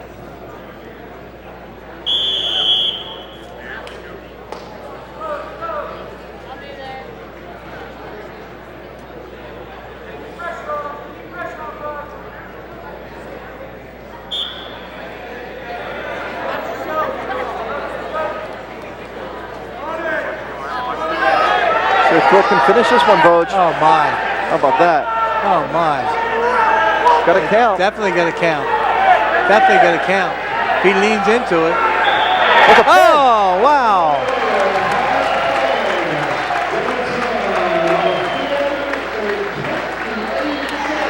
Wow. How about that, Boj? I don't know who called that one. I just said don't count Phil out, remember? You certainly did. Yeah. When I'm right, I want to get some credit. I'm not right too often. All right, we're heading into the very last bout, 275 pounds for Team USA, Kenny Lester. Kenny Lester, a Oviedo, Florida wrestler. His team was first in the Florida AAA team competition. Kenny Lester, who had 183 wins and 25 losses in the career, finished second in the state AAA competition to Maxie Darrion of Palm Beach Central, 7-6 loss. And I think he had food poisoning. Seriously, Boj. I was going to say, we had talked to him before the match started. Yeah. He said, I said about the 7-6 loss, he said, well, he was just a dish rag in the third period because he had food poisoning and lost by a point. His opponent, Jim Powers of Blair Academy, helped lead his team to the #1 finish in the National Prep Schools tournament over Bishop Lynch. He went 324 pin, 104 pin, 2-0 and 7-1 decisions to win his title. He's headed for Virginia Tech. Kenny Lester headed for Arizona State.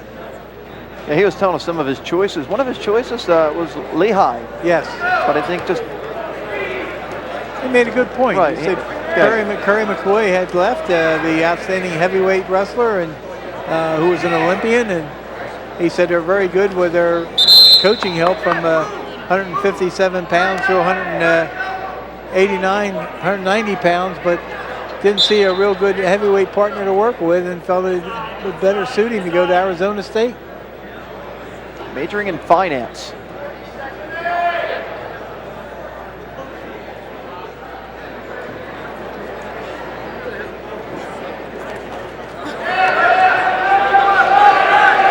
Powers in on the leg. Lester rolls through, gets him off the leg and gets his own takedown. Bars the arm.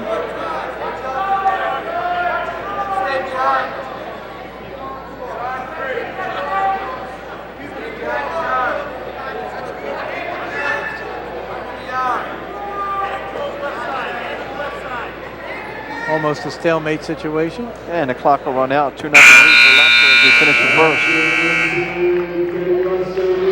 No food poisoning today. Nah.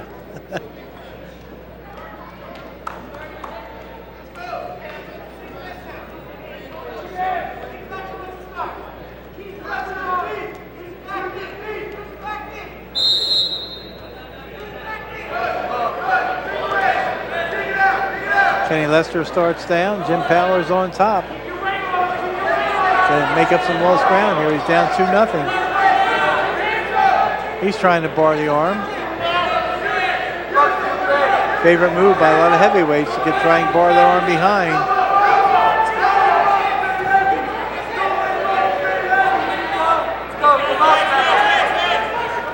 Lester up, does a nice sit out, keeps moving up to his feet, controls the wrist, spins out and gets an escape. 3-0. Nice flurry by Lester. First Powers at Blair Academy about 5 years ago. They had a pretty good one in that lineup in Mako. Steve Mako from North Bergen. Went 2 years to the University of Iowa and then transferred to Oklahoma State. 4-time national finalist, 2-time national champion. He was a defending champion coming in this year, but Cole Conrad Had his number, huh, Vogt? beat 3 him times? 4 times this year. 1 unofficial, Okay. 3 official, including once by fall. And of course, as you mentioned, went into overtime, double overtime in the national finals. It went 11 minutes, in fact, before Cole Conrad finally, I think he just wore Mako down. Oh, absolutely. 'Cause that was. He got an escape in that very last 30-second overtime period to open up a pretty sizable lead. It was like a 5-2 lead.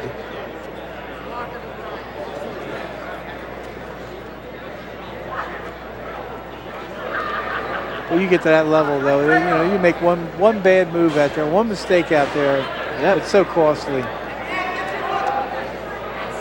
Oh, here we have 15 seconds left in the third, or in the second period. Kenny Lester with Nice 3-0 move by lead over Powers. But look at the speed of Lester.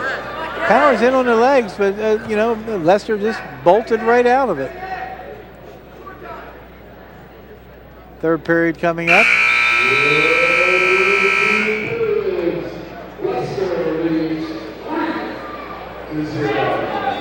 See if Lester tries to hold him down at all, or if he's going to cut him loose early.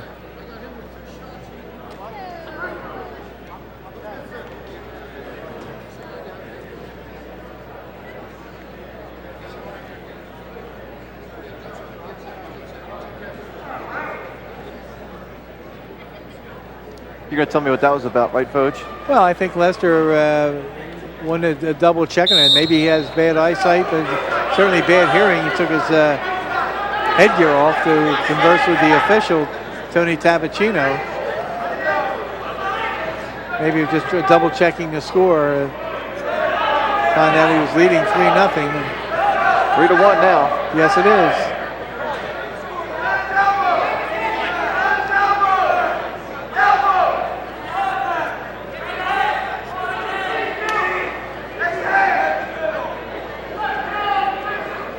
Virginia Tech and the ACC, Vogt, and you mentioned a couple guys going to the ACC that are wrestling tonight. How's that conference? Because I know that gets a bad rap once in a while. Well, the ACC is that coming on? No, I don't think so. No? Okay, wait. I asked, you told. The ACC is it's a good competitive conference within the conference, but I think once they get out against the Big 10 schools, the Big 12 schools, the EIWA, I think it's a little bit tougher sailing for them. It's like the Colonial Athletic Conference that Drexel and Ryder and George Mason. George Mason. They're making some noise in another sport now. Yes, they are. And they all seem to have their one top individual. You know, Dave Miller went to Ryder and former couple-time state champion for New Jersey, and you know, medically could not wrestle this year. You see a stalling warning against Lester. To Lester. But I just think the week in and week out competition that the Big 10 and the Big 12 schools get. Lehigh wrestles a very ambitious and tough schedule. Cornell has had their share. There's some of those Ivy schools. You're right, Vogt. Well, they're in the EIWA, and they you know, Cornell always has a representative or two in the nationals. You know, Penn's got a new coach now, and you know they had that one national champion this last year. And that's going to wrap up this match. Kenny Lester, a 3-1 winner. 37-12 votes, the final score. Team USA. But, you know, we look back, some interesting matches. I mean, Gray and Thorn. Gray showed us why he is ranked number 2 in the country. I mean, we saw some impressive kids from Team USA. That Hall-Caldwell match was a match that we expected to be a good one, and it was a good one. And how about Brian Phil? Brian Phil is probably the most surprising win for Team USA, where you thought Darrion Caldwell might win or Alex Caruso might win. Brian Phil just kept battling and battling and battling. And I want to mention Will Livingston, a nice win, beating the kid number 5 in the country. And by the way, how about that Kenny Lester just coming over, shaking our hand? What a great kid he is. It was a pleasure to talk to him before the match started tonight. And of course, he wrestled a very, very savvy and smart match in the finals. Because anytime you're wrestling heavyweight, it's awfully tough to go out there and you know, not put yourself in jeopardy against a good heavyweight. He did what he had to do. Well, Voj, I can finally say, because I think it's for real, it was a great wrestling season. We'll see you in 06-07. For John Vojing and the entire crew, I'm John Mondelli. We'll see you next time on Channel 5.